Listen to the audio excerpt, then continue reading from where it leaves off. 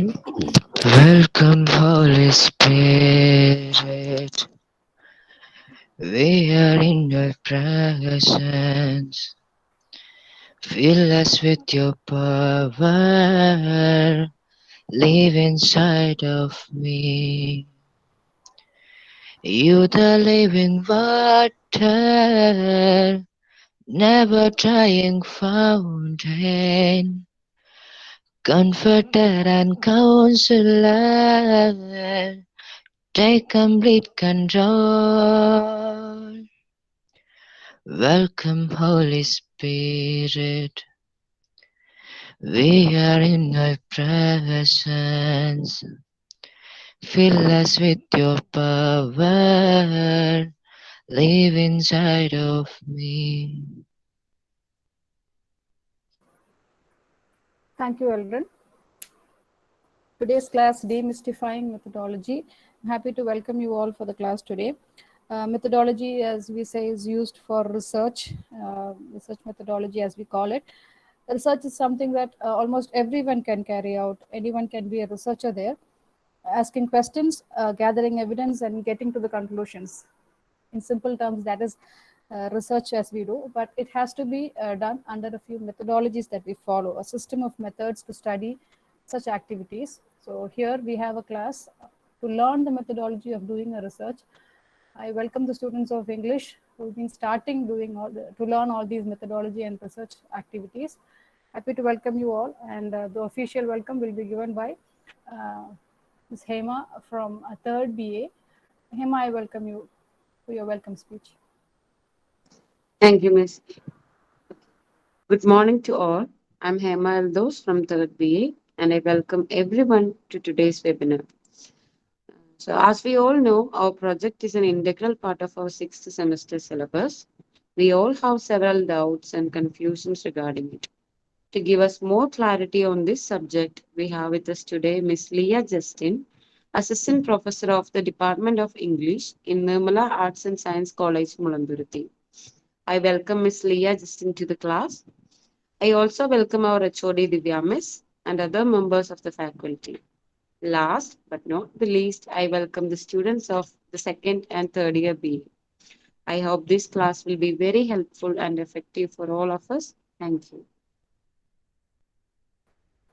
Thank you, Hema. And now, without wasting any minute, we'll just go into the class. I'm happy to welcome Ms. Leah Justin to the class. Ms. Leah, please. Thank you, ma'am. So basically, ഇവിടെയുള്ള എല്ലാവർക്കും മലയാളം അറിയാമോ? Or do I have to stick on to English? Anything is fine. Bilingual would be fine. Anything is fine. All right. So students, basically, talking about your project, നമ്മളിപ്പോൾ 3rd ഇയറിലേക്ക് enter ആയ സ്റ്റുഡൻസും അതേപോലെ തന്നെ 2nd ഇയറിലേക്ക് enter ആയ സ്റ്റുഡൻസും ആണ് ഇവിടെ എൻ്റെ മുമ്പിൽ ഇരിക്കുന്നത്, കേട്ടുകൊണ്ടിരിക്കുന്നത് എനിക്ക് ഞാൻ മനസ്സിലാക്കുന്നു. അപ്പോൾ ബേസിക്കലി പ്രോജക്റ്റ് എന്ന് പറയുന്നത് പലരും 3rd ഇയറിലേക്ക് എത്തുമ്പോഴേക്കും ചെറിയ രീതിയിൽ ഒരു പേടിയുള്ള ഒരു ടോപ്പിക്കാണ് പ്രോജക്റ്റ് എന്ന് പറയുന്ന topic. But it is not anything to be feared of എന്നുള്ളതാണ് ആദ്യത്തെ കാര്യം. നമ്മൾ ഭയങ്കര ഫിലോസഫിക്കൽ ആയിട്ട് കോൺഫിഡൻ്റ് ആയിട്ട് പ്രസന്റ് ചെയ്യുക എന്നുള്ള കാര്യങ്ങളൊക്കെ പറയുന്നതിന് മുമ്പ് we have a lot of rules and regulations to be followed എന്നുള്ളതാണ് പ്രോജക്റ്റിന്റെ കാര്യത്തിൽ ഏറ്റവും ആദ്യം പറയാനുള്ള കാര്യം. നിങ്ങളിപ്പോ സ്കൂള് കഴിഞ്ഞപ്പോഴും നിങ്ങൾ ഡിഗ്രീന്റെ ഇടയ്ക്കും നിങ്ങൾ കുറെ അസൈൻമെന്റ്സും എന്താ പറയാ കുറെ പ്രോജക്ട്സും ഒക്കെ ചെയ്ത് കൊടുത്തിട്ടുണ്ടാവും, ടീച്ചേഴ്സിന് ചെയ്ത് സബ്മിറ്റ് ചെയ്തിട്ടുണ്ടാവും. But this is not like that. Okay, ഈ ഒരു പ്രോജക്റ്റ് നിങ്ങളുടെ 3rd ഇയറിലെ ഫൈനൽ ഇയറിലെ പ്രോജക്റ്റ് എന്ന് പറയുന്നത് അങ്ങനത്തെ ഒരു പ്രോജക്റ്റ് അല്ല. It is not basically about writing 25 pages and simply submitting it to the teacher. It is something that you type and submit. Okay. അപ്പോൾ basically നമ്മൾ സ്റ്റുഡൻസിൻ്റെ അടുത്ത് പ്രോജക്റ്റിന്റെ കാര്യം പറയുമ്പോൾ തന്നെ അവർക്കുള്ള ഏറ്റവും ആദ്യത്തെ കൺഫ്യൂഷൻ 25 പേജ് എങ്ങനെ തികയ്ക്കും എന്നുള്ളതാണ്. So you don't have to worry about that also. കാരണം നിങ്ങളിപ്പോൾ MA ലിറ്ററേച്ചറിലേക്ക് പോകണം എന്നുണ്ടെങ്കിൽ, അതെല്ലാം നിങ്ങൾക്ക് MPhilലേക്ക് പോകണമെന്നുണ്ടെങ്കിൽ, അത് കഴിഞ്ഞ് നിങ്ങൾക്ക് ഈ ഒരു ലിറ്ററേച്ചർ ഫീൽഡിൽ തന്നെ നിൽക്കണം എന്നുണ്ടെങ്കിൽ research is an integral part. കാരണം നിങ്ങൾക്ക് ഇപ്പോൾ BA ഇംഗ്ലീഷിൽ പഠിക്കുമ്പോൾ 25 പേജസിലാണ് നിങ്ങൾ പ്രോജക്റ്റ് ചെയ്യുന്നത്. MA ഇംഗ്ലീഷിലേക്ക് പോകുമ്പോഴേക്കും നിങ്ങൾ 50 പേജസ്, പിന്നെ MPhilലേക്ക് പോകുമ്പോൾ 150, പിന്നെ PhDയിലേക്ക് പോകുമ്പോൾ 300, അങ്ങനെ പേജസിന്റെ നമ്പർ കൂടി വരികയാണ്. But you are just at the starting point. നിങ്ങളിപ്പോ third year final year BA പിള്ളേരാണ്. വി നോ ടീച്ചേഴ്സ് ഇപ്പോൾ വൈവയ്ക്ക് വരുന്ന ടീച്ചേഴ്സ് ആണെങ്കിലും നിങ്ങളുടെ കൂടെ നിങ്ങളെ പഠിപ്പിക്കുന്ന ടീച്ചേഴ്സ് ആണെങ്കിലും they know that you are just beginners. അപ്പൊ റിസർച്ച് ഒന്നും ചെയ്യാണ്ട് ആദ്യമായിട്ട് റിസർച്ച് ചെയ്യാൻ പോകുന്ന പിള്ളേരാണെന്നുള്ളത് ക്ലിയർ ആൻഡ് എവിഡന്റ് ആണ്. അപ്പൊ പ്രോജക്റ്റ് നമ്മൾ ചുമ്മാ നമുക്കൊരു പ്രോജക്റ്റ് ചെയ്യാൻ പറ്റില്ലല്ലോ. ഇപ്പം MA ഇംഗ്ലീഷ് അല്ലെങ്കിൽ BA ഇംഗ്ലീഷിലെ പ്രോജക്റ്റ് എന്നൊക്കെ പറയുമ്പോഴേക്കും there are lot of things to be followed. അതേപോലെ തന്നെ ഇതിന്റെ ഒരു എന്താ പറയാ ടോപ്പിക് സെലക്ഷൻ ഏറ്റവും ഡിഫിക്കൽട്ട് ആയിട്ട് നിങ്ങൾക്ക് തോന്നിയേക്കാവുന്ന ഒരു ഫീൽഡാണ്. കാരണം പലരും വന്ന് ചോദിക്കാറുണ്ട് എങ്ങനെയാണ് ടോപ്പിക് സെലക്ട് ചെയ്യേണ്ടത്. ആദ്യം നമ്മളൊരു ബുക്ക് എടുത്തു കഴിഞ്ഞിട്ട് അതിനകത്തൊരു തിയറി കണ്ടുപിടിക്കുകയാണോ ചെയ്യേണ്ടത്, അതോ ആദ്യം നമുക്ക് ഇൻട്രസ്റ്റ് ഉള്ള ഏതെങ്കിലും ഒരു തിയറി കണ്ടുപിടിച്ച് കഴിഞ്ഞിട്ട് പിന്നെ അതിന് പറ്റിയൊരു ബുക്കാണോ കണ്ടുപിടിക്കണ്ടേ എന്നൊക്കെ ചോദിക്കാറുണ്ട്. ബേസിക്കലി നിങ്ങൾ ചെയ്യേണ്ട ഒരു കാര്യം എന്ന് വെച്ച് കഴിഞ്ഞാൽ നിങ്ങൾക്ക് ഇഷ്ടം ഉള്ള ഒരു ഫീൽഡ് കണ്ടുപിടിക്കാതെ. ഇപ്പൊ ഈ ഒരു ക്ലാസ്സിൽ തന്നെ നിങ്ങൾക്ക് ഇപ്പോ പല ഏരിയാസ് ഓഫ് ഇൻട്രസ്റ്റ് ഉണ്ടാവും. ഫോർ എക്സാമ്പിൾ നിങ്ങൾക്ക് ഇപ്പോൾ ഫെമിനിസത്തിനോട് ഒരു ഇൻട്രസ്റ്റ് ഉണ്ടാവും, അല്ലെങ്കിൽ റേസിസം ഉണ്ടാവും, അല്ലെങ്കിൽ ട്രാൻസ്ജെൻഡർ സ്റ്റഡീസ് ക്യൂർ തിയറി എന്ന് പറയും, ട്രാൻസ്ജെൻഡർ സ്റ്റഡീസിനോട് ഒരു ഇൻട്രസ്റ്റ് ഉണ്ടാവും, കൾച്ചറൽ സ്റ്റഡീസിനോട് ഒരു ഇൻട്രസ്റ്റ് ഉണ്ടാവും. So basically there are various fields that you can take for a project. അപ്പോൾ പ്രോജക്റ്റിനെ പറ്റി ഏറ്റവും ആദ്യം പറയേണ്ട ഒരു കാര്യം എന്ന് വെച്ച് കഴിഞ്ഞാൽ നമുക്കൊരു ബേസ് ടെക്സ്റ്റ് ഇന്നെവിറ്റബിൾ ആണ്. അതായത് നമ്മളൊരു പ്രോജക്റ്റ് ചെയ്യുമ്പോൾ ഏതെങ്കിലും ഒരു ബേസ് ടെക്സ്റ്റിനെ വെച്ചിട്ടാണ് പ്രോജക്റ്റ് ചെയ്യുന്നത്. ഫോർ എക്സാമ്പിൾ അതൊരു നോവൽ ആവാം, എന്തെങ്കിലും ഒരു ബുക്ക് ആവാം, അല്ലെങ്കിൽ അതൊരു വെബ് സീരീസ് ആവാം, ഒരു സിനിമ ആവാം, അല്ലെങ്കിൽ അതൊരു കോമിക് ബുക്ക് ആവാം, ഷോർട്ട് ഫിലിംസ് ആവാം, കുറെ പാട്ടുകൾ വെച്ചിട്ട് ആ പാട്ടുകളുടെ ഒരു അനാലിസിസ് ആവാം, അല്ലെങ്കിൽ ഒരു ആർട്ടിസ്റ്റ് വരച്ച 5 എന്താ പറയാ ആർട്ടിസ്റ്റിക് ഫോംസ് അല്ലെങ്കിൽ പിക്ചേഴ്സ് എടുത്തിട്ട് ആ പിക്ചേഴ്സിനെ പറ്റിയിട്ടുള്ള ഒരു അനാലിസിസ് വേണമെങ്കിലും ആവാം. ലിറ്ററേച്ചർ സ്റ്റുഡൻസ് ആണെന്നും പറഞ്ഞുകൊണ്ട് you need not stick into any book itself. നിങ്ങൾക്ക് ഒരു ബുക്ക് തന്നെ വേണം, അല്ലെങ്കിൽ നിങ്ങൾക്ക് ഒരു നോവൽ എടുത്താലേ നിങ്ങളുടെ പ്രോജക്റ്റ് കംപ്ലീറ്റ് ആവുകയുള്ളൂ. അങ്ങനെ ഒരു ഹാർഡ് ആൻഡ് ഫാസ്റ്റ് റൂൾ നമുക്ക് ഇല്ല. ബേസിക്കലി ലിറ്ററേച്ചർ എന്ന് പറയുന്ന ഒരു സംഭവം നമുക്കറിയാം, ഏതൊരു ആർട്ട് ഫോമിനെ എടുത്ത് നോക്കിക്കഴിഞ്ഞാലും അതിനെ നമുക്ക് ലിറ്ററേച്ചറുമായിട്ട് കമ്പയർ ചെയ്യാൻ പറ്റുന്നതാണ്. Be it film or any other comic book or web series, എന്തായാലും അതൊക്കെ ലിറ്ററേച്ചറിന്റെ ഭാഗം തന്നെയാണ്. So when you look into doing a project, നിങ്ങൾക്ക് ഇപ്പോൾ സോങ്സ് വളരെ ഇഷ്ടമുള്ള പിള്ളേരാണെങ്കിൽ നിങ്ങൾ എന്താ ചെയ്യുക? നിങ്ങൾക്ക് ഇപ്പോൾ റാപ്പ് സോങ്സ് ഇഷ്ടമാണെന്ന് വിചാരിക്കുക. You have a rap song, you have 10 rap songs which are your favourite rap songs. അല്ലെങ്കിൽ നിങ്ങൾ ഒരു സിംഗറിനെ ചൂസ് ചെയ്തിട്ട് ആ സിംഗറിന്റെ തന്നെ 10 റാപ്പ് സോങ്സ് എടുത്തിട്ട് നിങ്ങൾക്ക് അതിന്റെ ഒരു കമ്പാരിറ്റീവ് സ്റ്റഡി വേണമെങ്കിൽ നടത്താവുന്നതാണ്. സോ ബേസിക്കലി നിങ്ങൾ ചെയ്യേണ്ടത് എന്താണെന്ന് വെച്ച് കഴിഞ്ഞാൽ നിങ്ങളുടെ ഏരിയ ഓഫ് ഇൻട്രസ്റ്റ് അല്ലെങ്കിൽ നിങ്ങളുടെ നോളജ് ഏരിയ ഏതാണെന്നുള്ളത് ആദ്യം കണ്ടുപിടിക്കുക. ഇപ്പോൾ പ്രോജക്റ്റ് ചെയ്യുമ്പോൾ ഉള്ള ഒരു കാര്യം എന്ന് വെച്ച് കഴിഞ്ഞാൽ try to do it on your own എന്നുള്ള ഒരു കാര്യമുണ്ട്. കാരണം നമുക്ക് വൈവ എക്സാമിനേഷന് വരുമ്പോഴേക്കും the thing is we cannot afford to lose our marks in viva. കാരണം നിങ്ങൾ ആ ഒരു റൂമിലേക്ക് കയറി ചെന്ന് നിങ്ങൾ ഫസ്റ്റ് ആൻസർ പറയുമ്പോൾ തന്നെ ഈ വർക്ക് നിങ്ങൾ സിൻസിയർ ആയിട്ട് ചെയ്തതാണോ അല്ലയോ എവിടെന്നെങ്കിലും അടിച്ചു മാറ്റിയതാണോ എന്നൊക്കെ കറക്റ്റ് ആയിട്ട് മനസ്സിലാവും. കാരണം I still remember when I was doing my BA project, എന്നിട്ട് ഞാൻ വൈവയ്ക്ക് കയറിയപ്പോഴേക്കും there were other friends who attended the Viva as well. അപ്പം ഒരു കുട്ടി ആ കുട്ടി ചെയ്തതെന്ന് വെച്ച് കഴിഞ്ഞാൽ RK നാരായണന്റെ ഒരു ബുക്ക് ഡാർക്ക് റൂം എന്ന് പറയുന്ന ബുക്കിലായിരുന്നു പ്രോജക്റ്റ് ചെയ്തത്. ഡാർക്ക് റൂം എന്ന് പറയുന്ന RK നാരായണന്റെ ബുക്ക് വെച്ചിട്ട് അതിനകത്ത് ഡൊമസ്റ്റിക് വയലൻസ്, ഫെമിനിസം എന്നൊക്കെയുള്ള കോൺസെപ്റ്റ്സ് വെച്ചിട്ടാണ് പ്രോജക്റ്റ് ചെയ്തത്. പക്ഷെ പറ്റിയൊരു കാര്യം എന്ന് വെച്ച് കഴിഞ്ഞാൽ ആ കുട്ടീനോട് വൈവ എക്സാമിനർ ആദ്യമേ ചോദിച്ചൊരു ചോദ്യമാണ്, ആ ബുക്കിന് ഡാർക്ക് റൂം എന്ന് പറയുന്ന ബുക്കിന് എന്തോരം കട്ടിയുണ്ടെന്ന് ചോദിച്ചു, എത്ര പേജസിന്റെ ബുക്കാണെന്ന് ചോദിച്ചു. അതായിരുന്നു ഏറ്റവും ആദ്യത്തെ ചോദ്യം. ബേസിക്കലി നമ്മൾ ചെയ്ത ഒരു പ്രോജക്റ്റ് ആണെങ്കിൽ ആ ഡാർക്ക് റൂം എന്ന് പറയുന്ന ബുക്ക് നമ്മൾ വായിച്ചിട്ടുണ്ടാവണം. ആ ഒരു ഡാർക്ക് റൂം എന്ന് പറയുന്ന ബുക്ക് വായിച്ചിട്ടുള്ള ആർക്ക് വേണമെങ്കിലും പറയാൻ പറ്റും അതിന്റെ കട്ടി എന്തോരം ഉണ്ടായിരുന്നു എന്ന്. പക്ഷെ ആ കുട്ടി there was some confusion, it was not her own project, and ആ കുട്ടി ഒരു ബ്ലണ്ടർ അടിച്ചു. RK നാരായണന്റെ ബുക്ക് ഇത്ര കട്ടിയുണ്ടെന്ന് പറഞ്ഞു, as thick as A Bible എന്ന് പറഞ്ഞു. As thick as A Bible കേട്ട് കഴിഞ്ഞപ്പോൾ തന്നെ വൈവ എക്സാമിനറിന് മനസ്സിലായി ഇത് ആ കുട്ടീന്റെ ബുക്കല്ല, എന്തായാലും ആ കുട്ടി ചെയ്ത പ്രോജക്റ്റ് അല്ല എന്നുള്ളതും ക്ലിയർ ആയി. സോ ബേസിക്കലി നമ്മളുടെ പ്രോജക്റ്റ് നമ്മൾ തന്നെ ചെയ്ത് കഴിഞ്ഞാൽ വൈവ എക്സാമിന് വരുമ്പോൾ you will have A confidence with which you can answer the all the questions that are asked. കാരണം നമ്മുടെ പ്രോജക്റ്റിൽ ഞാൻ എഴുതിയിരിക്കുന്ന കാര്യത്തിനെ ബേസ് ചെയ്ത് മാത്രമേ ക്വസ്റ്റ്യൻസ് വരുള്ളൂ. പിന്നെ ഉള്ളൊരു കാര്യം, നിങ്ങൾ BA ഇംഗ്ലീഷ് സ്റ്റുഡൻസ് ആയതുകൊണ്ട് ഞാൻ പറയാണ്, BA ഇംഗ്ലീഷ് സ്റ്റുഡൻസ് ആയാലും MA ഇംഗ്ലീഷ് സ്റ്റുഡൻസ് ആയാലും ലിറ്ററേച്ചർ ഫീൽഡിലുള്ള ആരായാലും there is one thing to be kept in mind. നമ്മൾ ലിറ്ററേച്ചർ സ്റ്റുഡൻസിലുള്ള പിള്ളേർ എവിടെയെങ്കിലും പുറത്ത് പോയി കഴിഞ്ഞു കഴിഞ്ഞാൽ, അല്ലെങ്കിൽ ഇംഗ്ലീഷ് ഫീൽഡിലുള്ള ആരെങ്കിലും പുറത്ത് പോയി കഴിഞ്ഞാൽ, you can be known by your project topic എന്നുള്ളതാണ്. എന്നോട് ഇപ്പോഴും നമ്മളിപ്പോൾ ഇന്റർവ്യൂസിനൊക്കെ പോകുമ്പോഴേക്കും ഏറ്റവും ആദ്യം ചോദിക്കുന്ന ടോപ്പിക് ലിയയുടെ പ്രോജക്റ്റിന്റെ ടോപ്പിക് എന്തായിരുന്നു, BAക്ക് വെച്ച് ചെയ്ത പ്രോജക്റ്റിന്റെ ടോപ്പിക് എന്തായിരുന്നു എന്നാണ് ചോദിക്കുന്നത്. സോ ഒരു പ്രോജക്റ്റ് ടോപ്പിക്കിന് നമ്മുടെ ലൈഫിൽ തന്നെ അത്രയും ഇൻഫ്ലുവൻസ് ചെയ്യാൻ പറ്റും. So it is not like the 10-page assignment that you wrote earlier, but it is completely different from the 10-page assignment that you have written during your degree days or during your school days. ഇത് return ആയിട്ടുള്ള ഒരു വർക്കും അല്ല, ഇത് typed ആയിട്ടുള്ള ഒരു വർക്കാണ്. Type ചെയ്യുന്നതിന് ഓരോ അലൈൻമെന്റും റൂൾസും റെഗുലേഷൻസും ഒക്കെ ഫോളോ ചെയ്യേണ്ട കാര്യവുമാണ്. സോ ഞാൻ നേരത്തെ നിങ്ങളോട് പറഞ്ഞു, ലിറ്ററേച്ചർ എന്ന് പറയുമ്പോഴേക്കും ആദ്യം തന്നെ ഒരു ചാടിക്കറി ഒരു ബുക്ക് എടുക്കണം, പ്രോജക്റ്റിന് വേണ്ടിയിട്ട് ഒരു ബുക്ക് എടുത്തുകൊണ്ട് വരണം എന്നുള്ളൊരു ഇംപ്രഷൻ നിങ്ങൾക്ക് വേണ്ട. U can B A movie lover. നിങ്ങൾ ഒരു മൂവി ലവർ ആണെന്നിരിക്കട്ടെ, you can select any movie and do A project based on that movie as well.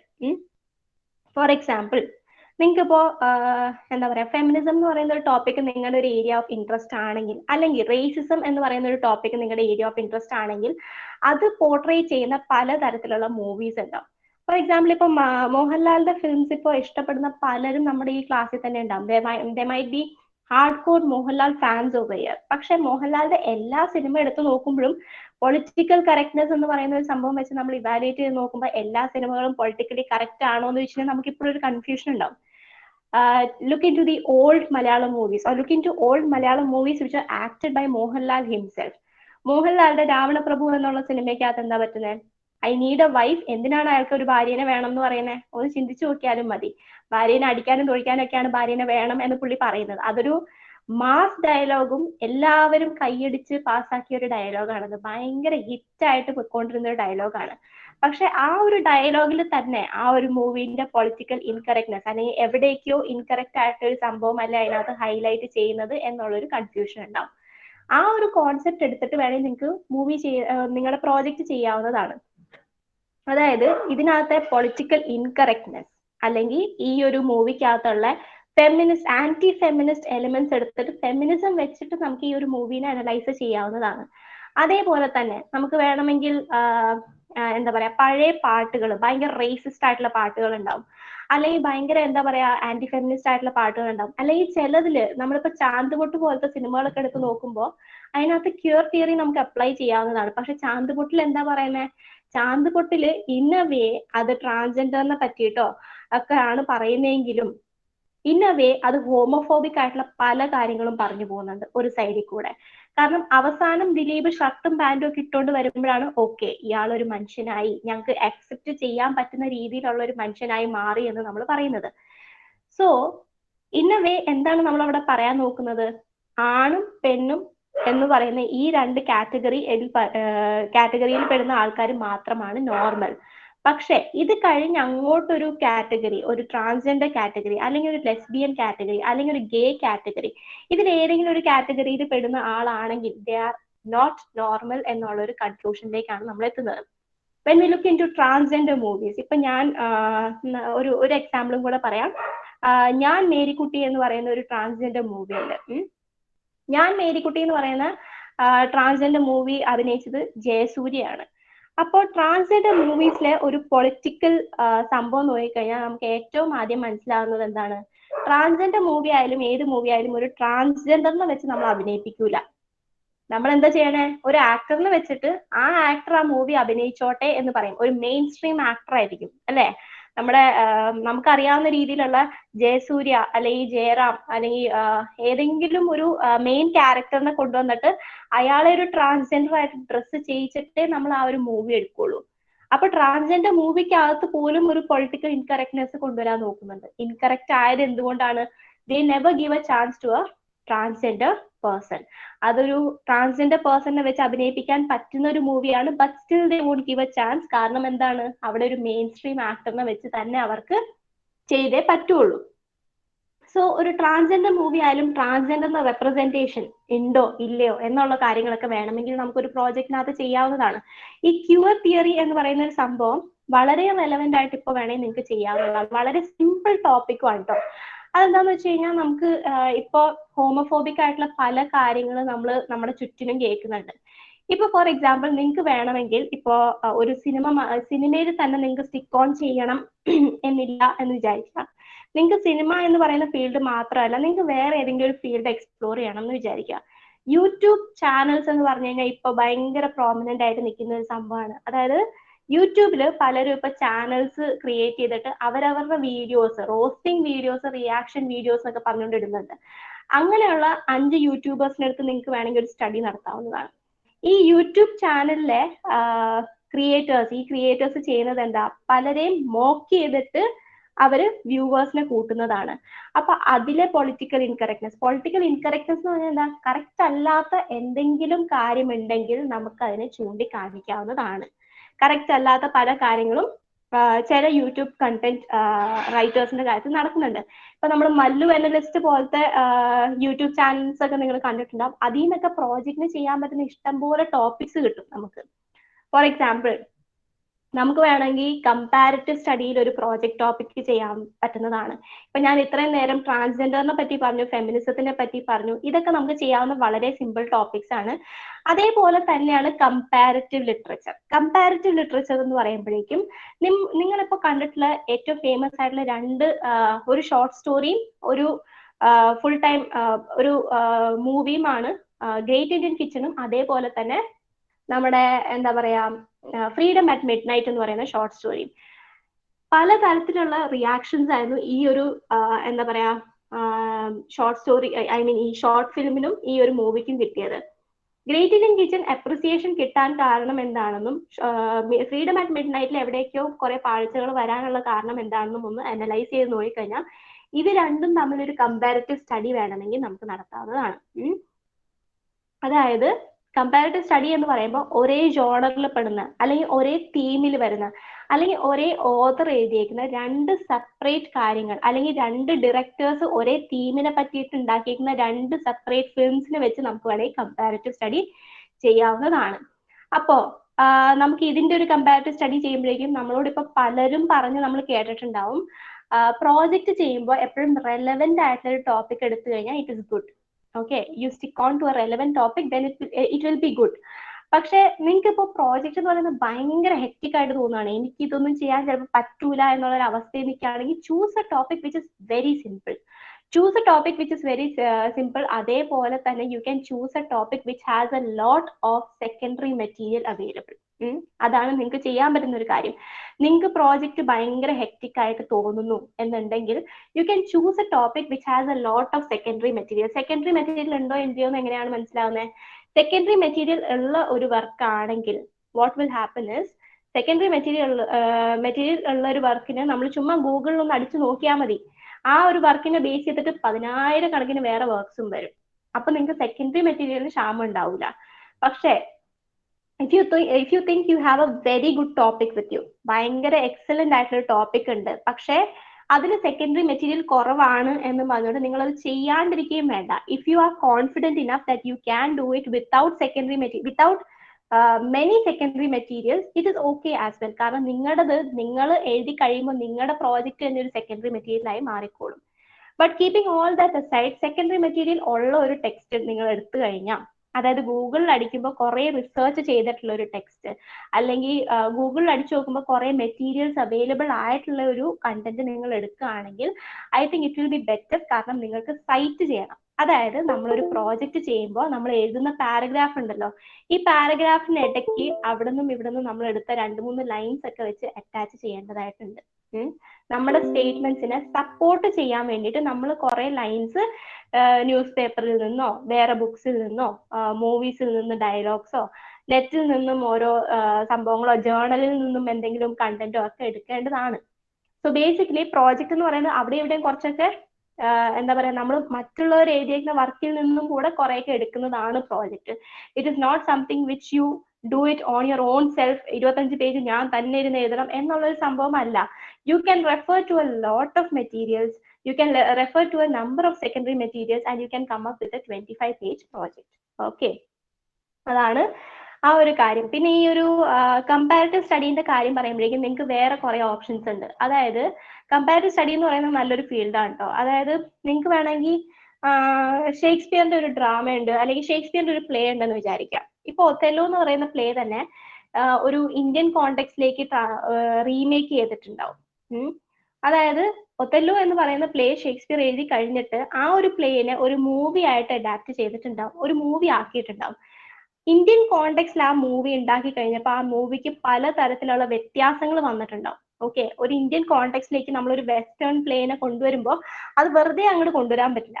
It has to be change to the Indian culture. Indian കൾച്ചറിന് suitable ആയിട്ടുള്ള രീതിയിലേക്ക് ആ ഒരു പ്ലേനെ ആ ഒരു ഡയറക്ടർ സ്വല്പം ഒന്ന് മാറ്റിയിട്ടുണ്ടാവും. അപ്പൊ ആ ഒരു ഡയറക്ടേഴ്സ് മാജിക് കാണിക്കാൻ വേണ്ടിയിട്ട് വേണമെങ്കിൽ ആ ഒരു ഡയറക്ടർ ചിലപ്പോൾ കുറച്ചൊക്കെ ആ ഒരു പ്ലേനെ ഒന്ന് ഓൾട്ടർ ചെയ്ത് ആയിരിക്കും ആ ഒരു ടെക്സ്റ്റ് എഴുതിയ ആ ഒരു ഫിലിം ഉണ്ടാക്കിയിട്ടുണ്ടാവുക. നമുക്ക് ആ ഒരു പ്ലേനെ ഒരു സൈഡിൽ വെച്ചിട്ട് ഈ ഒരു മൂവിനെ വേറൊരു സൈഡിൽ വെച്ചിട്ട് ഇത് രണ്ടും തമ്മിലുള്ള ഒരു കമ്പാരിസൺ വേണമെങ്കിൽ ചെയ്യാം. ക്ലിയർ? ഇതാണ് കമ്പാരിറ്റീവ് സ്റ്റഡി. അതേപോലെ തന്നെയാണ് ഒതെല്ലോന്റെ ചിലപ്പോൾ ഒരു ഇംഗ്ലീഷ് മൂവി ഉണ്ടാവും. ഒതെല്ലോ എന്ന് പറയുന്ന പ്ലേനെ ബേസ് ചെയ്തിട്ടുള്ള ഒരു ഇംഗ്ലീഷ് മൂവി ഉണ്ടാവും. അതേപോലെ തന്നെ ഒതെല്ലോ എന്ന് പറയുന്ന പ്ലേന്റെ ഒരു ഹിന്ദി മൂവി ഉണ്ടാവും. ഹിന്ദിയിലുണ്ട്, ഒതെല്ലോ ഉണ്ട് കേട്ടോ. അപ്പോ you can actually compare Western Othello, Western remake of Othello with Indian remake of Othello. അപ്പോ it is something that you can do very beautifully. കാരണം നിങ്ങൾക്ക് വലിയ പ്രശ്നമുള്ള ഒരു ഏരിയ അല്ല. കാരണം ഡിഫറൻസസ് എന്താണെന്നുള്ളത് മനസ്സിലാക്കുക. ഈ രണ്ട് മൂവീസ് തമ്മിലുള്ള സിമിലാരിറ്റീസ് എന്താണെന്നുള്ളത് മനസ്സിലാക്കി കഴിഞ്ഞാൽ you can actually bring out A very good project for your final BA. പിന്നെ ഉള്ളത് നമുക്ക് വേണമെങ്കിൽ ഡീകൺസ്ട്രക്ഷൻ ചെയ്യാം. ഡീകൺസ്ട്രക്ഷൻ എന്താന്ന് വെച്ച് കഴിഞ്ഞാൽ it is actually A very huge topic. പക്ഷെ നിങ്ങൾക്ക് വേണമെങ്കിൽ ഒരു 5 പോയട്രി, ഒരു പോയറ്റ് തന്നെ എഴുതിയേക്കുന്ന 5 പോംസ് എടുത്തിട്ട് നിങ്ങൾക്ക് വേണമെങ്കിൽ ആ 5 പോംസിലും തീം ഒരു പോയറ്റ് തന്നെ എഴുതിയേക്കുന്നതാണെന്ന് വിചാരിക്കാം. ആ ഒരു പോയറ്റ് എങ്ങനെയാണ് ലവ് എന്ന് പറയുന്ന തീം എല്ലാ പോംസിലും റിപ്പീറ്റഡ് ആയിട്ട് നല്ല രീതിക്ക് എങ്ങനെയാണ് കൊണ്ടുവരാൻ നോക്കിയേക്കുന്നത് എന്നുള്ളത് നിങ്ങൾക്ക് വേണമെങ്കിൽ എക്സ്പ്ലെയിൻ ചെയ്യാവുന്നതാണ്. അതായത് ഇപ്പൊ പാബ്ലോ നെരൂഡയുടെ പോംസ് എടുക്കാം, അല്ലെങ്കിൽ നിങ്ങൾക്ക് ഇഷ്ടമുള്ള ആരുടെയെങ്കിലും പോംസ് എടുക്കാം. അല്ലെങ്കിൽ നിങ്ങൾ ഡെത്തിനെ പറ്റി പറഞ്ഞേക്കുന്ന 2 പോയറ്റ്സിന്റെ പോം എടുക്കുക. ഫോർ എക്സാമ്പിൾ ഇപ്പൊ നിങ്ങൾക്ക് വേണമെങ്കിൽ എന്താ പറയാ, നിങ്ങളുടെ മെത്തഡോളജിയിൽ ഒരു ഡെത്തിനെ പറ്റിയിട്ടുള്ള ഒരു പോം ഉണ്ടല്ലോ, അതും വേണമെങ്കിൽ സിൽവിയ പ്ലാത്തിന്റെ ഏതെങ്കിലും ഒരു ഡെത്തിനെ ബേസ് ചെയ്തിട്ടുള്ള ഒരു പോം വെച്ചിട്ട് ഒരു കമ്പാരിസൺ ഒക്കെ നിങ്ങൾക്ക് ചെയ്യാവുന്നതാണ്. സോ ഡെത്ത് എന്ന് പറയുന്ന തീം 2 സെപ്പറേറ്റ് ഓതേഴ്സ് എങ്ങനെയാണ് അപ്രോച്ച് ചെയ്തേക്കുന്നത്, അല്ലെങ്കിൽ ഡെത്ത് എന്ന് പറയുന്ന തീമിനെ 2 സെപ്പറേറ്റ് പോയറ്റ്സ് എങ്ങനെയാണ് അപ്രോച്ച് ചെയ്തേക്കുന്നത് എന്നുള്ള രീതിയിൽ നിങ്ങൾക്ക് വേണമെങ്കിൽ ഒരു സ്റ്റഡി നടത്താവുന്നതാണ്. That is what a project is all about. നിങ്ങളൊരു ടെക്സ്റ്റ് എടുത്തിട്ട് അതൊരു എന്താ പറയാ ഒരു ബുക്ക് ആവണം എന്ന് യാതൊരു നിർബന്ധവുമില്ല. You can take a text, any text, you can take it. You can take a movie, you can take a novel, you can take poetry, you can take comic books, you can take short films or songs. സിനിമയിലുള്ള പാട്ടുകളൊക്കെ എടുത്തിട്ട് വേണമെങ്കിൽ ചെയ്യാവുന്നതാണ്. ഇതൊക്കെ എടുത്തിട്ട് നമുക്ക് വേണമെങ്കിൽ ഒരു study ചെയ്യാവുന്നതാണ്. ഇനി പോട്ടെ, നമ്മളിപ്പോ നിങ്ങൾ പലരും ഇപ്പോൾ വിചാരിക്കുന്നുണ്ടാവും ഫെമിനിസം എന്ന് പറയുന്ന ഒരു ടോപ്പിക് ഭയങ്കര ഔട്ട്ഡേറ്റഡ് ആയിട്ടുള്ള ഒരു ടോപ്പിക് ആണെന്ന് ചിലപ്പോൾ വിചാരിക്കുന്നുണ്ടാവും. ഫെമിനിസം എന്ന് പറയുന്ന ഒരു ടോപ്പിക് ഭയങ്കര ഔട്ട്ഡേറ്റഡ് ആണെന്ന് വിചാരിക്കുന്നതിനോട് കൂടെ തന്നെ നിങ്ങൾക്ക് വേണമെങ്കിൽ വേറൊരു രീതിയിലും കൂടെ അത് നോക്കാം. ഫോർ എക്സാമ്പിൾ ഇപ്പൊ നിങ്ങളുടെ നമ്മളിപ്പോ ഏത് BA ഇംഗ്ലീഷ് ക്ലാസ് റൂമിലേക്ക് ചെന്നിട്ടും പ്രോജക്റ്റ് ചെയ്യണം എന്ന് പറഞ്ഞു കഴിഞ്ഞാൽ ഞാൻ ഫെമിനിസത്തിൽ ചെയ്തോളാം എന്ന് പറഞ്ഞുകൊണ്ടിരിക്കുന്ന പിള്ളേരാണ്. പക്ഷെ നിങ്ങൾക്ക് വേണമെങ്കിൽ അതിനൊരു വേറൊരു പെർസ്പെക്റ്റീവ് കൊടുക്കാം. ഫെമിനിസത്തിന് എന്താ പറയാ, നമ്മുടെ പ്രോജക്റ്റിന്റെ കാര്യത്തിൽ എല്ലാവരും കീറി മുറിച്ചിട്ടേക്കുന്ന ഒരു ടോപ്പിക്കാണ്. എല്ലാവരും കൺസിസ്റ്റന്റ്ലി കോൺസ്റ്റന്റ് ആയിട്ട് ചെയ്തുകൊണ്ടിരിക്കുന്ന ഒരു ടോപ്പിക്കാണ് ഫെമിനിസം എന്ന് പറയുന്ന ഒരു റിസർച്ച് ടോപ്പിക്. നിങ്ങൾക്ക് വേണമെങ്കിൽ ഫെമിനിസം ഇപ്പൊ ഫെമിനിസം നിങ്ങളുടെ ഒരു സ്ട്രോങ് ഏരിയ ആണെങ്കിൽ അതിൽ തന്നെ കുറച്ച് വേരിയേഷൻ വരുന്ന ഒരു പ്രോജക്റ്റ് ടോപ്പിക് വേണമെങ്കിൽ എടുക്കാം. ഫോർ എക്സാമ്പിൾ മൂവീസ് എടുത്തു കഴിഞ്ഞിട്ട് ക്യാമറ ടെക്നിക്സിനെ പറ്റിയിട്ട് നിങ്ങൾക്ക് വേണമെങ്കിൽ സംസാരിക്കാം. അതായത് ഒരു സ്ത്രീയുടെ ഒരു പെൺകുട്ടീനെ അല്ലെങ്കിൽ നായികേനെ നമ്മളൊരു മൂവിയിൽ പ്രസന്റ് ചെയ്യുന്നത് എങ്ങനെയാണെന്ന് നോക്കിയാൽ മതി. നമ്മുടെ പഴയ സിനിമകളൊക്കെ എടുക്കാം. ഈ പഴയ സിനിമയിൽ നായികേനെ ഇൻട്രൊഡ്യൂസ് ചെയ്യുന്നത് എങ്ങനെയാണ്? ക്യാമറ ആദ്യം അവളുടെ കണ്ണുകൾ മാത്രം കാണിക്കും, പിന്നെ ചുണ്ട് മാത്രം കാണിക്കും, ചെവി മാത്രം കാണിക്കും. വയറിന്റെ ആ ഭാഗം മാത്രം കാണിക്കും, നടന്നു പോകുന്നത് കാണിക്കും, കംപ്ലീറ്റ്ലി ബ്രസ്റ്റിന്റെ ആ ഭാഗം മാത്രമായിട്ട് കാണിക്കും. It is completely a part of male gaze. Okay, male gaze എന്ന് പറയുന്ന ഒരു ടോപ്പിക്കിനകത്ത് വരും, അല്ലെങ്കിൽ സ്കോപ്പോഫീലിയ എന്നൊക്കെ വേണമെങ്കിൽ നമുക്ക് പറയാം. ഈ മെയിൽ ഗേസ് എന്ന് പറയുന്നത് ഒരു ക്യാമറാമാന്റെ കണ്ണുകളിലൂടെ അല്ലെങ്കിൽ ആ ഒരു ലെൻസിലൂടെ എങ്ങനെയാണ് ആ വുമൺ ക്യാരക്ടറിനെ നമ്മൾ പോർട്രേ ചെയ്യുന്നത് എന്നുള്ളത് നമുക്ക് വേണമെങ്കിൽ ഫെമിനിസത്തിനകത്ത് കൊണ്ടുവന്നിട്ട് ഒരു ഡീപ്പ് സ്റ്റഡി നടത്താവുന്നതാണ്. That is also very important and A very good part of feminism. നിങ്ങൾ ഫെമിനിസം എടുക്കുമ്പോൾ ഭയങ്കര ഔട്ട്ഡേറ്റഡ് ആണ്, അല്ലെങ്കിൽ കുറേ അധികം റിസർച്ച് അതിനെപ്പറ്റി ചെയ്തിട്ടുണ്ട് എന്നൊക്കെ വിചാരിക്കുമ്പോൾ തന്നെ ഇങ്ങനെയും കുറെ പോസിബിലിറ്റീസ് ഉണ്ട്. ഫെമിനിസം ചുമ്മാ എന്താ പറയാ, ഇപ്പൊ ഒരു മാൻ വുമണിനെ സബ്ജുഗേറ്റ് ചെയ്യുന്നു അല്ലെങ്കിൽ സബോർഡിനേറ്റ് ആണ് എന്നൊക്കെ പറയുന്നതിനേക്കാളും ഇങ്ങനത്തെ എന്തെങ്കിലും ഒരു കോൺസെപ്റ്റ് എടുത്തു കഴിഞ്ഞാൽ കുറച്ചുകൂടി ബെറ്റർ ആയിരിക്കും. ക്യാമറ ടെക്നിക്സ് ഇൻ ഫിലിംസ്, എന്നിട്ട് ഒരു 5 ഫിലിം എടുത്തിട്ട് അതിനകത്ത് ക്യാമറ ടെക്നിക്സിനെ പറ്റി സംസാരിക്കാം, വിമൻ ക്യാരക്ടേഴ്സിനെ പോർട്രേ ചെയ്യുന്നതിനെ പറ്റിയിട്ട്. വിമൻ ക്യാരക്ടേഴ്സിന്റെ ചില കാര്യങ്ങൾ എന്താന്ന് വെച്ച് കഴിഞ്ഞാൽ, നമ്മൾ വിമൻ ആക്ട്രസസിനെ നമ്മൾ പാട്ടിലൊക്കെ കാണിക്കുന്നത് ഭയങ്കര എന്താ പറയാ, വൾഗർ ആയിട്ടോ അല്ലെങ്കിൽ ഭയങ്കര മെയിൽ ഗേസിന്റെ ഒരു വിക്ടിം ആയിട്ടോ ആണ്. ഒബ്ജക്ടിഫൈ ചെയ്തിട്ട് മഴയിൽ ഡാൻസ് കളിക്കുന്ന നായികയാണെങ്കിൽ കംപ്ലീറ്റ്ലി വെറ്റ് ആയിട്ട് കംപ്ലീറ്റ് എന്താ പറയാ ട്രാൻസ്പെറന്റ് ക്ലോത്ത്സ് കൊടുത്തിട്ട് ആ ഒരു രീതിയിലാണ് കാണിക്കുന്നത്. So it is complete about exposure, objectification, ഇങ്ങനത്തെ പല കാര്യങ്ങളും ആ ഒരു മൂവിയിൽ വരുന്നുണ്ട്. So basically you can take all these things to actually do a good study as well. അപ്പൊ ഇത് ഒരു സംഭവമാണ് ഫെമിനിസത്തിനെ പറ്റിയിട്ട്. അതേപോലെ തന്നെ ഇമ്പോർട്ടന്റ് ആയിട്ടൊരു ടോപ്പിക്കാണ് കൾച്ചറൽ സ്റ്റഡീസ്.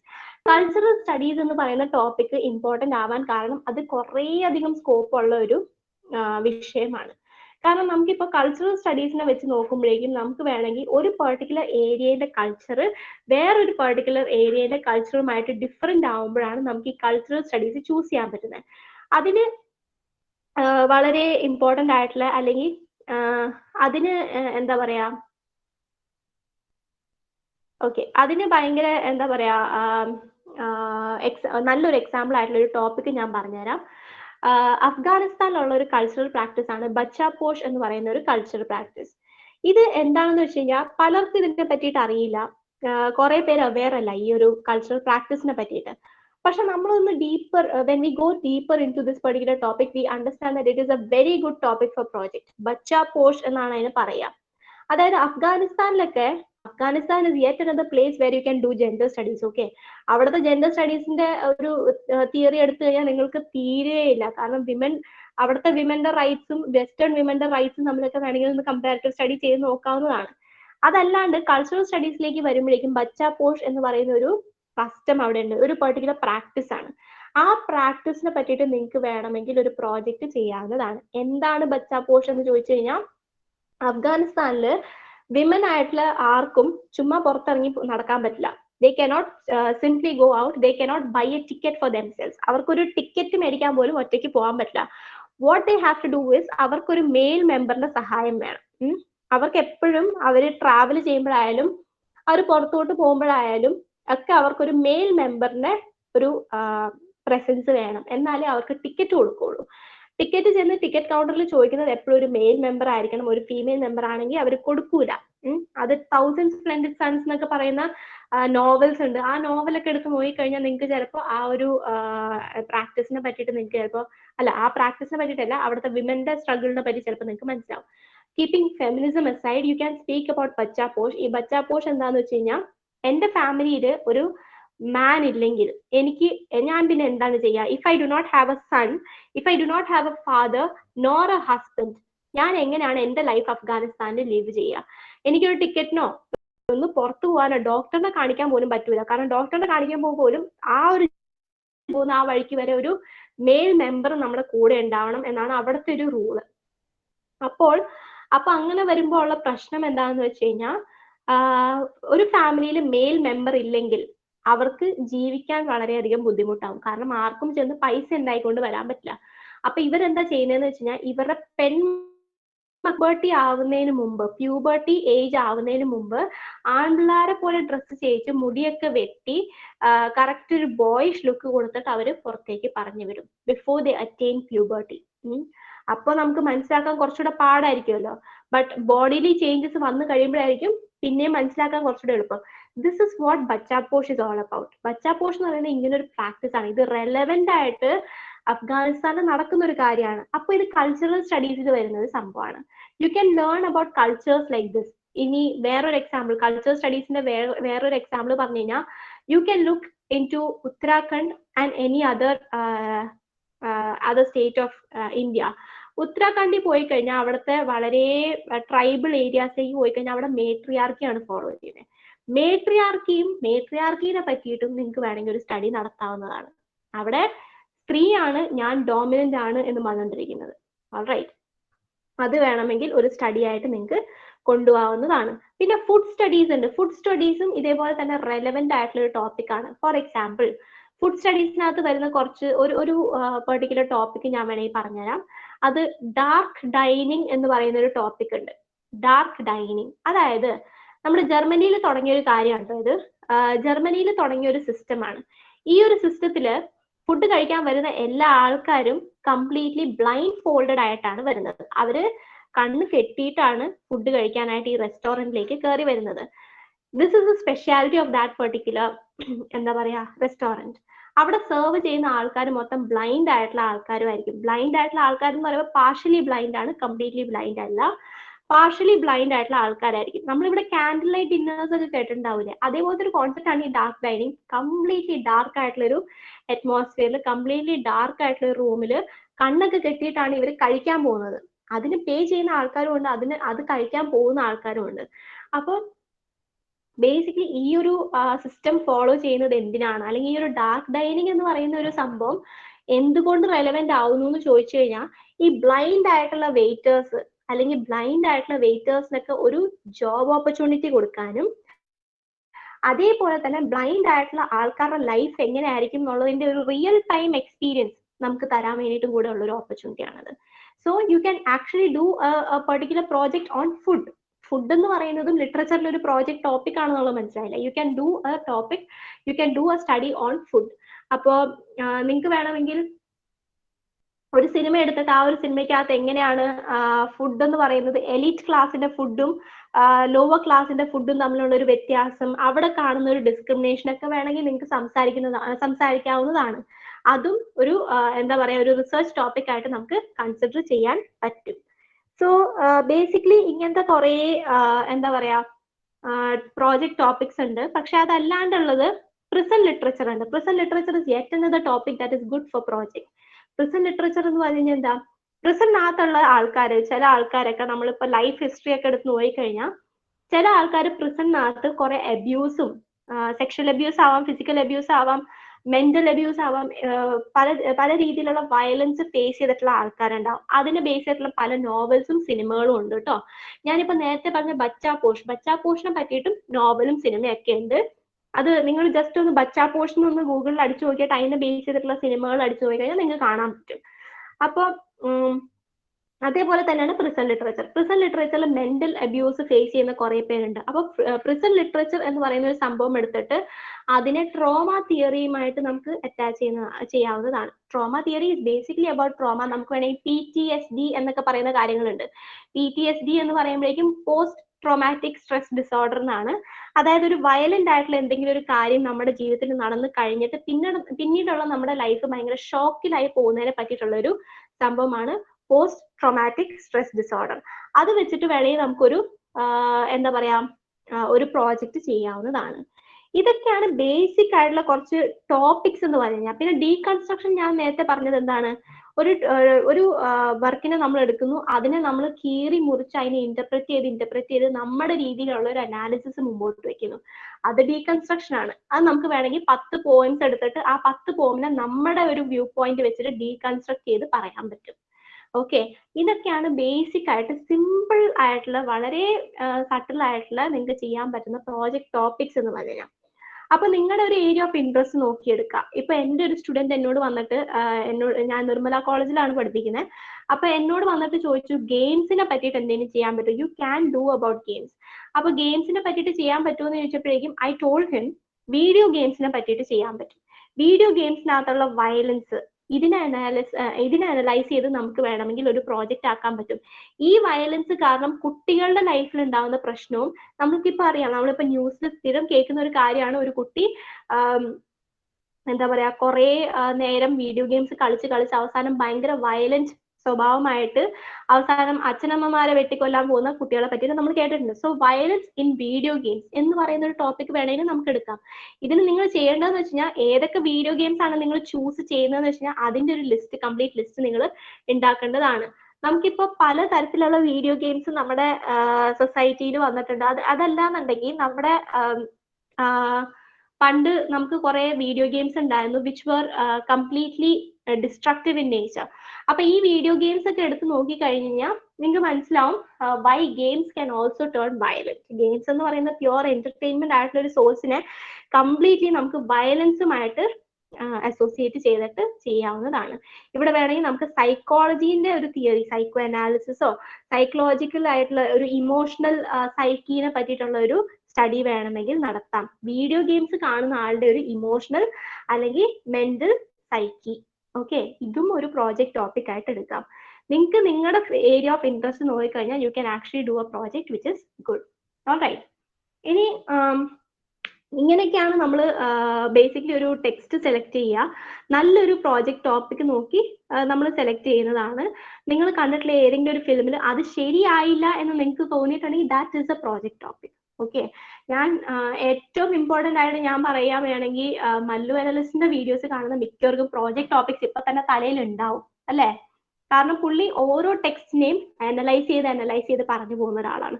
ഒരു മൂവി വന്നു കഴിഞ്ഞാൽ ആ മൂവിയിൽ എന്തൊക്കെയാണ് തെറ്റ്, എന്തൊക്കെയാണ് ശരി എന്നൊക്കെ പുള്ളി കറക്റ്റ് ആയിട്ട് പറയാറുണ്ട്. ജല്ലിക്കെട്ട് എന്ന് പറയുന്ന മൂവിനെ പറ്റി പുള്ളി ഒരു ഡിസ്കഷൻ ഇട്ടിട്ടുണ്ട്. ഗ്രേറ്റ് ഇന്ത്യൻ കിച്ചണിനെ പറ്റി പുള്ളി ഒരു ഡിസ്കഷൻ ഇട്ടിട്ടുണ്ട്. ജല്ലിക്കെട്ടിനകത്ത് ആനിമൽ ഇമേജറിനെ വെച്ചിട്ടാണ് പുള്ളി ഒരു ഡിസ്കഷൻ ഇട്ടേക്കുന്നത്. ആനിമൽ ഇമേജറി എന്താണ് ജല്ലിക്കെട്ടിനകത്ത് ആ ഒരു ആനിമൽ ഇമേജറി ഭയങ്കര പ്രോമിനന്റ് ആയിട്ട് നിൽക്കുന്ന ഒരു ഫിലിമാണ് അല്ലെ? അപ്പൊ അതിനെ ബേസ് ചെയ്തിട്ട് നിങ്ങൾക്ക് വേണമെങ്കിൽ ഒരു പ്രോജക്റ്റ് സെലക്ട് ചെയ്യാവുന്നതാണ്. അല്ലെങ്കിൽ നമ്മുടെ ഇക്കോളജീനെ പറ്റിയിട്ട്, നേച്ചറിന്റെ ഡിസ്ട്രക്ഷനെ പറ്റിയിട്ടൊക്കെ വേണമെങ്കിലും പ്രോജക്റ്റ് സെലക്ട് ചെയ്യാവുന്നതാണ്. അതേപോലെ തന്നെ ജിയോഗ്രഫിക്കൽ ഡിഫറൻസസ് വെച്ചിട്ട് ചെയ്യാവുന്നതാണ്. ഈ ജിയോഗ്രഫിക്കൽ ഡിഫറൻസസ് വെച്ചിട്ട് വരുന്ന ഫുഡിലെ ഡിഫറൻസസ് നമുക്ക് കാണിക്കാവുന്നതാണ്. ഫുഡ് സ്റ്റഡീസിനകത്ത് വരുന്നതാണ് അത് ഓരോ ലാൻഡിന്റെ ഡിഫറൻസ് അനുസരിച്ച് ആ ലാൻഡിൽ അവൈലബിൾ ആയിട്ടുള്ള ഫുഡിന്റെ ഡിഫറൻസസും നമുക്ക് കാണിക്കാൻ പറ്റുന്നതാണ്. ഫോർ എക്സാമ്പിൾ, നമ്മുടെ ഇവിടുത്തെ ഒരു ജിയോഗ്രഫിക്കൽ ഫീച്ചർ, നമ്മുടെ കേരളത്തിന്റെ ഒരു ജിയോഗ്രഫിക്കൽ ഫീച്ചർ നമ്മുടെ ഫുഡിനെ വല്ലാണ്ട് എഫക്ട് ചെയ്യുന്ന ഒരു സംഭവമാണ്. അതേപോലെ തന്നെയാണ് വെസ്റ്റേൺ ഫുഡിനെ. അല്ലെങ്കിൽ നിങ്ങൾക്ക് ചെയ്യാൻ പറ്റുന്നത് ഒരു വെസ്റ്റേൺ കൺട്രി എടുക്കുക, അമേരിക്ക പോലത്തെ ഒരു കൺട്രി എടുത്തിട്ട് അഫ്ഗാനിസ്ഥാൻ പോലൊരു കൺട്രി എടുത്തിട്ട് ഇവരുടെ രണ്ടുപേരുടെയും ഫെമിനിസം എന്തുകൊണ്ട് വ്യത്യാസമാവുന്നു എന്നൊക്കെ പറഞ്ഞു പോകാവുന്നതാണ്. Afghanistan is a very good area for feminist studies. Feminism ചെയ്യാൻ താല്പര്യമുള്ളവരുണ്ടെങ്കിൽ you can look into books like 1000 Splendid Suns in which there are a lot of problems about women that are mentioned over there.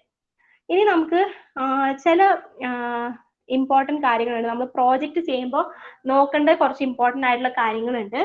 അത് ഞാൻ നിങ്ങൾക്ക് screen share ചെയ്ത് കാണിക്കാം കേട്ടോ.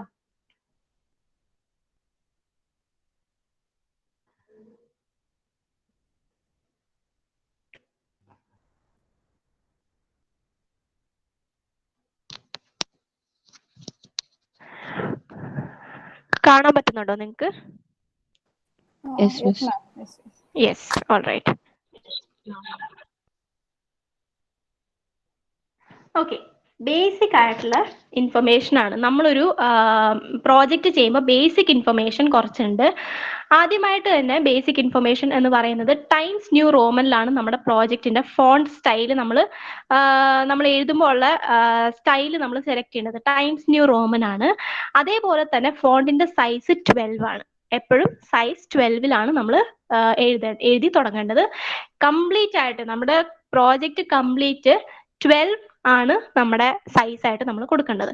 Left aligned ആയിരിക്കണം എന്ന് പറയുമ്പോൾ റൈറ്റ് സൈഡിൽ കയറിയും ഇറങ്ങിയും ഇരുന്നാലും കുഴപ്പമില്ല, പക്ഷെ left side should be completely proper. ഒറ്റ ഒരു ലൈനിൽ പോകുന്ന പോലെ ആയിരിക്കണം ലെഫ്റ്റ് സൈഡിൽ. ലൈൻ സ്പേസിംഗ് എന്ന് പറയുന്ന ഒരു സംഭവമുണ്ട്. അത് എവിടെയാണ് കിടക്കുന്നതെന്നൊക്കെ ഉള്ളത് ഞാൻ പറഞ്ഞുതരാം. ലൈൻ സ്പേസിംഗ് ഡബിൾ ആണ്. ജസ്റ്റ് നിങ്ങളൊന്ന് എഴുതി വെച്ചോ. Times new Roman size 12 left line double spacing, double line spacing ആണ്. പേജ് നമ്പർ ഇൻക്ലൂഡ് ചെയ്യണം. പേജ് നമ്പർ ഇൻക്ലൂഡ് ചെയ്യുമ്പോൾ ബ്രാക്കറ്റിൽ ഒന്ന് എഴുതിയിട്ടോളാം. ഇൻട്രൊഡക്ഷൻ പേജിൽ പേജ് നമ്പറിന്റെ ആവശ്യം ഇല്ല.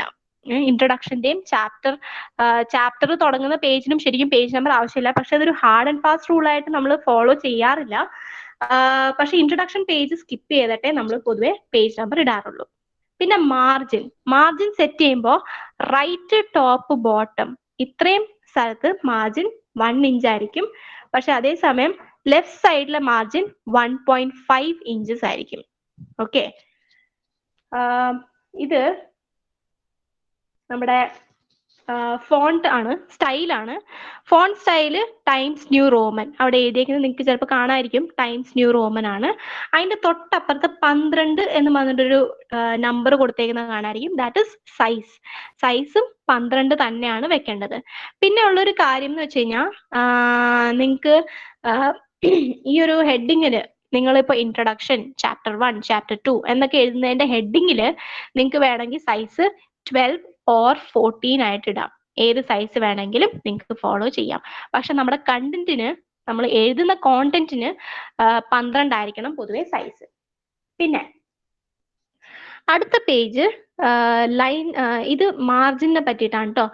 ഇവിടെ കണ്ടോ, പേജ് ലേഔട്ട് എന്ന് പറയുന്ന ആ ഒരു കോളം എടുത്തു കഴിയുമ്പോൾ മാർജിൻസ് എന്ന് പറഞ്ഞിട്ട് ഒരു ഓപ്ഷൻ ഉണ്ട്. മാർജിനിൽ പോയി കഴിഞ്ഞാൽ കസ്റ്റം മാർജിൻ എന്ന് പറഞ്ഞിട്ട് താഴെ കണ്ടോ, ആ ഒരു ഡ്രോപ്പ് ബോക്സിൽ ഏറ്റവും താഴെ കസ്റ്റം മാർജിൻ ഉണ്ട്. ഈ കസ്റ്റം മാർജിൻ ക്ലിക്ക് ചെയ്ത് കഴിഞ്ഞാൽ അതെ ഇങ്ങനത്തെ ഒരു ബോക്സ് കിട്ടും. Okay, top, bottom, right, left എന്നൊക്കെയുണ്ട്. ഇതിൽ ടോപ്പ് കഴിഞ്ഞിട്ട് ടോപ്പ് 1 എന്ന് എഴുതി കഴിഞ്ഞിട്ട് ഒരു ഡബിൾ ഇൻവേർട്ടഡ് കോമേഴ്സ് പോലെ കാണുന്നില്ലേ, അങ്ങനെ വന്നു കഴിഞ്ഞാൽ അത് ഇഞ്ചാണ് എന്നുള്ളൊരു സിഗ്നിഫിക്കേഷൻ ആണ് കേട്ടോ. 1 കഴിഞ്ഞിട്ട് ഡബിൾ ഇൻവേർട്ടഡ് കോമേഴ്സ് പോലെ വരുന്നത് അത് ഇഞ്ചാണ്, 1 ഇഞ്ച് സിഗ്നിഫൈ ചെയ്യുന്നതാണ്. അപ്പൊ ടോപ്പിൽ 1 inch, bottom 1 inch, right 1 inch, left 1.5 inches. ലെഫ്റ്റിൽ 1.5 ഇഞ്ചസ് കൊടുക്കാനായിട്ടുള്ള ഒരു കാരണം എന്താന്ന് വെച്ച് കഴിഞ്ഞാൽ whenever we take a project for spiral binding കൊടുക്കുമ്പോൾ ഈ സ്പൈറൽ ബൈൻഡിങ്ങിന്റെ ഓട്ട, ആ ഒരു ഹോൾ അടിക്കുന്ന, ആ ഒരു പഞ്ച് ചെയ്യുന്ന ആ ഒരു സൈഡ് ഉണ്ടല്ലോ, അതിന് കുറച്ചൊരു സ്പേസ് നമ്മൾ വിട്ടിട്ട് വേണം എഴുതാൻ തുടങ്ങാൻ. അപ്പൊ അതിന് വേണ്ടിയിട്ടാണ് ലെഫ്റ്റ് സൈഡിൽ നമ്മൾ കുറച്ച് കൂടുതൽ സ്പേസ് നമ്മൾ സ്പെയർ ചെയ്യുന്നത്. ഓൾറൈറ്റ്, അപ്പൊ ഇതാണ് മാർജിൻ എന്ന് പറയുന്ന ആ ഒരു ബ്ലോക്കിലേക്ക് പോകുമ്പോൾ ഒരു ഡ്രോപ്പ് ഡൗൺ ബോക്സ് കിട്ടും. അതിൽ കസ്റ്റം മാർജിനിൽ പോയി കഴിഞ്ഞാൽ ഇങ്ങനെ ഒരു പേജ് കിട്ടും. Top, bottom, right, left. ഇതിൽ ലെഫ്റ്റില് 1.5, ബാക്കിയെല്ലാം 1 തന്നെ. ആൻഡ് ദി നെക്സ്റ്റ് വൺ, നമ്മളിപ്പോ ഈ മാർജിന്റെ പേജ് നോക്കിയില്ലേ, ഈ പേജ്, ഇത് ഹോമിലാണ് കേട്ടോ. ഈ പേജ് കിടക്കണേ ഹോമിലാണ്. പാരഗ്രാഫ് എന്ന് പറഞ്ഞിട്ട് ഈ പേജ് സെറ്റപ്പിന്റെ ആ ബോക്സിന്റെ തൊട്ട് മുകളിൽ ചെറുതായിട്ട് പാരഗ്രാഫ് എന്ന് പറയുന്ന ഒരു ഓപ്ഷൻ ഇല്ലേ, ആ പാരഗ്രാഫ് എന്ന് പറയുന്ന ഓപ്ഷൻ എടുത്ത് കഴിയുമ്പോൾ നിങ്ങൾക്ക് ലൈൻ സ്പേസിംഗ് ഡബിൾ ആക്കാനുള്ള ബോക്സ് വരും. ഈ ബോക്സ് പാരഗ്രാഫ് എന്ന് പറയുന്ന ഓപ്ഷൻ എടുത്ത് കഴിയുമ്പോൾ ലൈൻ സ്പേസിംഗ് ഡബിൾ ആക്കാനുള്ള ഓപ്ഷൻ വരും. ഇതില് ലൈൻ സ്പേസിംഗ് എന്ന് പറഞ്ഞിട്ട് താഴെ നിങ്ങൾ കണ്ടിട്ടുണ്ടാവും ഒരു ഡ്രോപ്പ് ബോക്സ് പോലെ ഇങ്ങനെ വീണ് കിടക്കുന്നത്. അത് ഡബിൾ ആക്കുക. ഓക്കെ, സിംഗിൾ ആയിരിക്കും അതാദ്യം, അത് ഡബിൾ സ്പേസിംഗ് എന്നാക്കുക, ഡബിൾ ആക്കണം അത്. പിന്നെ അടുത്തത് സൈറ്റേഷൻ ആണ്. ഓൾറൈറ്റ്, അടുത്തത് സൈറ്റേഷന്റെ കാര്യമാണ്. സൈറ്റേഷന്റെ കാര്യം പറയുമ്പോഴേക്കും 2 രീതിയിലുള്ള സൈറ്റേഷൻ ഉണ്ട്. ഇൻടെക്സ്റ്റ് സൈറ്റേഷനും ഉണ്ട്, എൻടെക്സ്റ്റ് സൈറ്റേഷനും ഉണ്ട്. അപ്പൊ നമ്മൾ ഇൻടെക്സ്റ്റ് സൈറ്റേഷൻ എന്താണെന്ന് ചോദിച്ചു കഴിഞ്ഞാൽ, ഇൻടെക്സ്റ്റ് സൈറ്റേഷൻ എന്ന് പറയുന്നത് നമ്മളിപ്പോൾ ഒരു പ്രോജക്റ്റ് എഴുതുമ്പോൾ നമ്മുടെ ആ പ്രോജക്റ്റിനെ സപ്പോർട്ട് ചെയ്യാൻ വേണ്ടിയിട്ട് ഞാൻ പറഞ്ഞായിരുന്നു, നമ്മൾ പല സ്ഥലത്തുനിന്നും എടുത്തെഴുതുക ഇൻ സെൻസ് അവിടെ നിന്ന് കോപ്പി അടിച്ചിട്ട് ഇവിടെ കറക്റ്റ് ആയിട്ട് ആ ലൈൻ അതേപോലെ തന്നെ എഴുതി വെക്കുക. അതെന്തിനാന്ന് വെച്ച് കഴിഞ്ഞാൽ നമ്മൾ പറയുന്ന കാര്യങ്ങളൊക്കെ പ്രൂവൺ ആണ്, അല്ലെങ്കിൽ നമ്മൾ പറയുന്ന കാര്യങ്ങളൊക്കെ കറക്റ്റ് ആണ് എന്ന് സപ്പോർട്ട് ചെയ്യാൻ വേണ്ടിയിട്ടുള്ള കാര്യമാണ്. ഫോർ എക്സാമ്പിൾ, നിങ്ങളിപ്പോ എന്താ പറയാ, പേട്രിയാർക്കിക്ക് എഗെയിൻസ്റ്റ് ആയിട്ടാണ് സംസാരിക്കുന്നതെന്ന് വിചാരിക്കുക. യു ആർ സ്പീക്കിംഗ് അബൌട്ട് ഫെമിനിസത്തിനെ പറ്റിയിട്ട് നിങ്ങൾ പേട്രിയാർക്കിക്ക് എഗെയിൻസ്റ്റ് ആയിട്ട് സംസാരിക്കുമ്പോഴേക്കും പേട്രിയാർക്കി എന്തുകൊണ്ട് മാറണം എന്ന് പറയുന്ന കുറെ റിസർച്ച് ടോപ്പിക്സ് ഓൾറെഡി നെറ്റിൽ അവൈലബിൾ ആയിരിക്കുമല്ലോ. ഈ റിസർച്ച് ടോപ്പിക്സ് നമുക്ക് നമ്മുടെ സ്റ്റേറ്റ്മെന്റിനെ സപ്പോർട്ട് ചെയ്യുന്ന രീതിയിൽ കുറെ ലൈൻ എടുക്കാൻ പറ്റും. ഈ ലൈനിനെ നമ്മൾ എഴുതുന്ന പാരഗ്രാഫിന്റെ ഇടയ്ക്കൊക്കെ ആയിട്ട് നമ്മൾ ഡബിൾ ഇൻവേർട്ടഡ് കോമാസ് വെച്ച് കയറ്റാറുണ്ട്. അത് കറക്റ്റ് ശരിക്കും കോപ്പി പേസ്റ്റ് ചെയ്യുന്നതാണ്. നമ്മൾ ഒരു ലൈൻ, എവിടെയെങ്കിലും ഉള്ള ഒരു ലൈൻ, നല്ലൊരു ലൈൻ, നമ്മുടെ പ്രോജക്റ്റിനെ സപ്പോർട്ട് ചെയ്യാൻ പറ്റുന്ന ഏതെങ്കിലും ഒരു ലൈൻ ഉണ്ടെങ്കിൽ അതിനെ അതേപോലെ എടുത്തിട്ട് ഇവിടെ കോപ്പി പേസ്റ്റ് ചെയ്തിട്ട് ബ്രാക്കറ്റിനകത്ത് ഇത് എഴുതിയ ആളുടെ പേരും നമ്മൾ എഴുതി വെക്കും. ഇൻടെക്സ്റ്റ് സൈറ്റേഷനും എൻടെക്സ്റ്റ് സൈറ്റേഷനും തമ്മിൽ വ്യത്യാസമുണ്ട്. ഇൻടെക്സ്റ്റ് എന്ന് പറഞ്ഞാൽ നമ്മളൊരു കോണ്ടന്റ് എഴുതുമ്പോൾ, നമ്മുടെ പാരഗ്രാഫ് വൈസ് നമ്മൾ എഴുതി പോകുമ്പോൾ അതിനകത്ത് നമ്മൾ എഴുതുന്ന ഓരോ ലൈൻ, നമ്മൾ എവിടെന്നെങ്കിലും എടുത്തിട്ട് എഴുതുന്ന ഓരോ ലൈനാണ് indexed citation. End text citation എന്ന് പറഞ്ഞു കഴിഞ്ഞാൽ വർക്ക് സൈറ്റഡ് ആണ്. അതായത് നമ്മൾ ഇത് എവിടെ നിന്നൊക്കെ എടുത്തിട്ടുണ്ട്, എവിടെ നിന്നൊക്കെയാണ് നമ്മൾ കോപ്പി അടിച്ചേക്കുന്നത്, എവിടെ നിന്നൊക്കെയാണ് നമ്മൾ റെഫറൻസ് ആയിട്ട് എടുത്തേക്കുന്നത് എന്നൊക്കെയുള്ളത് കാണിക്കാൻ വേണ്ടിയിട്ടാണ് എൻഡ് ടെക്സ്റ്റ് സൈറ്റേഷൻ ഉള്ളത്. അപ്പൊ ഇൻടെക്സും എൻടെക്സും തമ്മിലുള്ള വ്യത്യാസം ഇതാണ്. ഇനി ഇൻടെക്സിനകത്തുള്ള ഒരു പെർട്ടിക്കുലർ ഫീച്ചർ ഞാൻ കാണിച്ചു തരാം.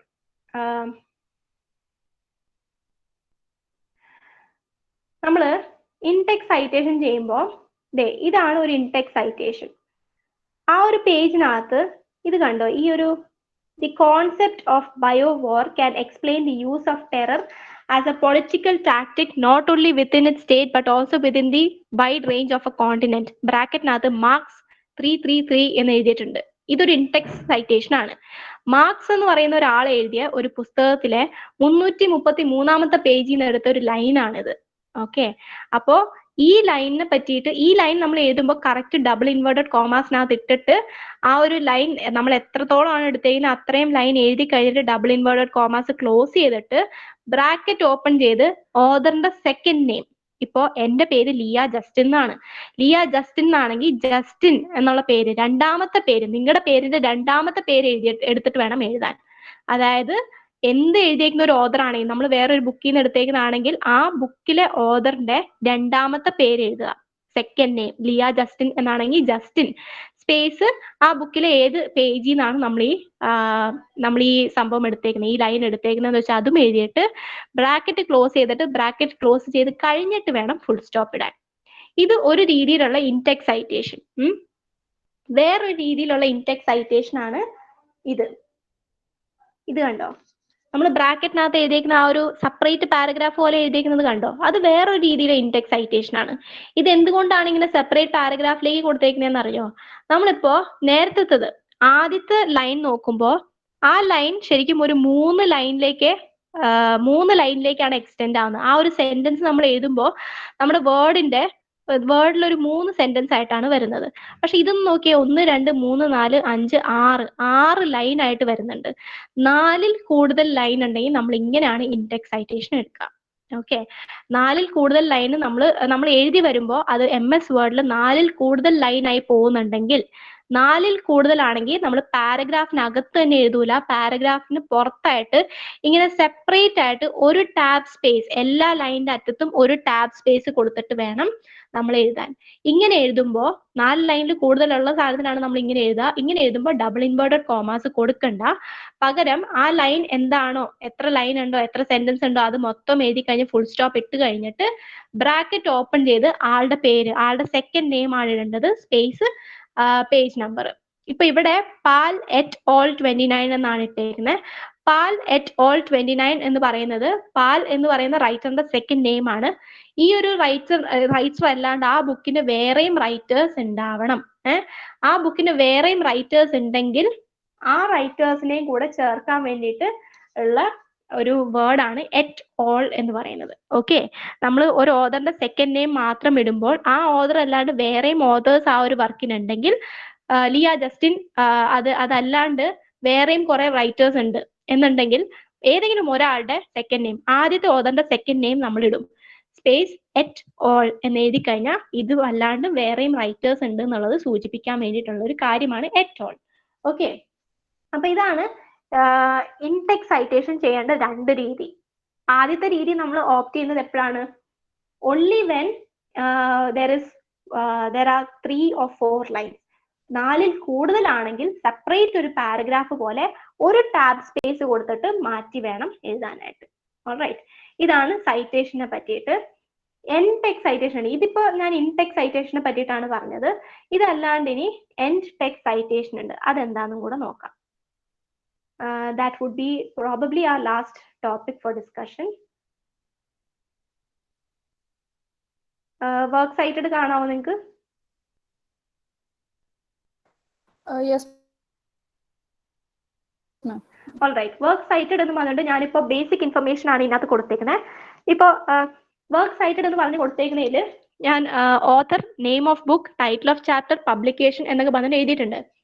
നമ്മൾ വർക്ക് സൈറ്റഡ് എന്ന് പറയുന്ന സംഭവം ഏറ്റവും അവസാനം നമ്മുടെ പ്രോജക്റ്റ് ഒരു 24-23 പേജ് ഒക്കെ എഴുതി കഴിഞ്ഞിട്ട്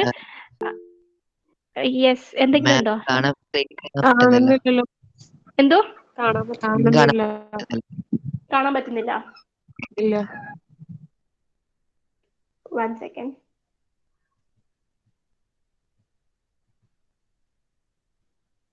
ഓക്കെ, ഇപ്പൊ കാണാം.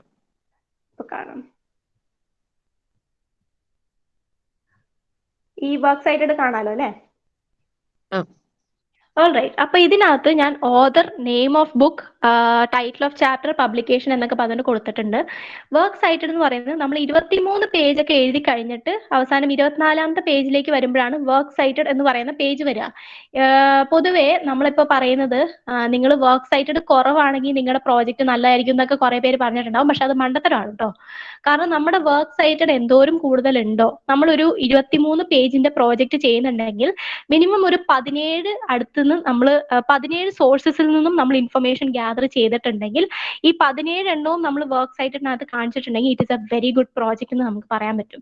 കാരണം ഒരു പ്രോജക്റ്റ് നമ്മൾ സ്വന്തമായിട്ട് ഇരുന്ന് എഴുതി ഉണ്ടാക്കുന്ന ഒരു സംഭവമല്ല. ഇത് നമ്മൾ റെഫർ ചെയ്ത് പല സ്ഥലത്തു നിന്നും റെഫർ ചെയ്തിട്ടാണ് നമ്മൾ എഴുതുന്നത്. That is why work cited is also important. Okay, നമുക്ക് മാക്സിമം പറ്റുകയാണെങ്കിൽ ഒരു പേജിൽ ഒരു വർക്ക് സൈറ്റഡ് കൊണ്ടുവരാൻ നോക്കുക. നമ്മുടെ വർക്ക് സൈറ്റഡ് ഉണ്ടെങ്കിൽ നമ്മുടെ പ്രോജക്റ്റ് കുറച്ചുകൂടെ സ്ട്രോങ് ആണ്, നമ്മൾ പല സ്ഥലത്തുനിന്നും റിസർച്ച് ചെയ്ത് എഴുതിയതാണെന്നുള്ളത് മനസ്സിലാവും. വർക്ക് സൈറ്റഡ് എഴുതുമ്പോൾ ബേസിക് ആയിട്ടുള്ള കുറച്ച് ഇൻഫർമേഷൻ എന്താണെന്ന് വെച്ച് കഴിഞ്ഞാൽ ഓഥറിന്റെ പേര് എഴുതുന്നത് എപ്പോഴും last name comma first name ആ ഒരു ഫോർമാറ്റിലാണ്. അതായത് നമ്മളിപ്പോൾ ഒരു ബുക്കിൽ നിന്ന് ഏതെങ്കിലും ഒരു ലൈൻ എടുത്തിട്ടുണ്ടെന്ന് വിചാരിക്കാം. ആ ബുക്കിന്റെ ഓഥറിന്റെ പേര് നമ്മൾ കോട്ട് ചെയ്യുമ്പോഴേക്കും ലിയ ജസ്റ്റിൻ എന്നാണ് ഓഥറിന്റെ പേരെങ്കിൽ ജസ്റ്റിൻ കോമ ലിയ. ഓക്കെ, ഓഥറിന്റെ പേര് എപ്പോഴും തല തിരിച്ചാണ് ഇടേണ്ടത്. ഓഥറിന്റെ പേര് ഒരിക്കലും സ്ട്രെയിറ്റ് ആയിട്ട് ഇടൂല, തല തിരിച്ചേ ഇടുള്ളൂ. പിന്നെ അതേപോലെ തന്നെ വർക്ക് സൈറ്റിനകത്ത് വേറെ കുറച്ച് ഇൻഫർമേഷൻ നിങ്ങൾക്ക് കാണാം. Name of book, journal, magazine, film, news paper, website, ഇത്രയും കാര്യങ്ങളുടെ പേര് ഇറ്റാലിക്സിലാണ് കൊടുക്കുക.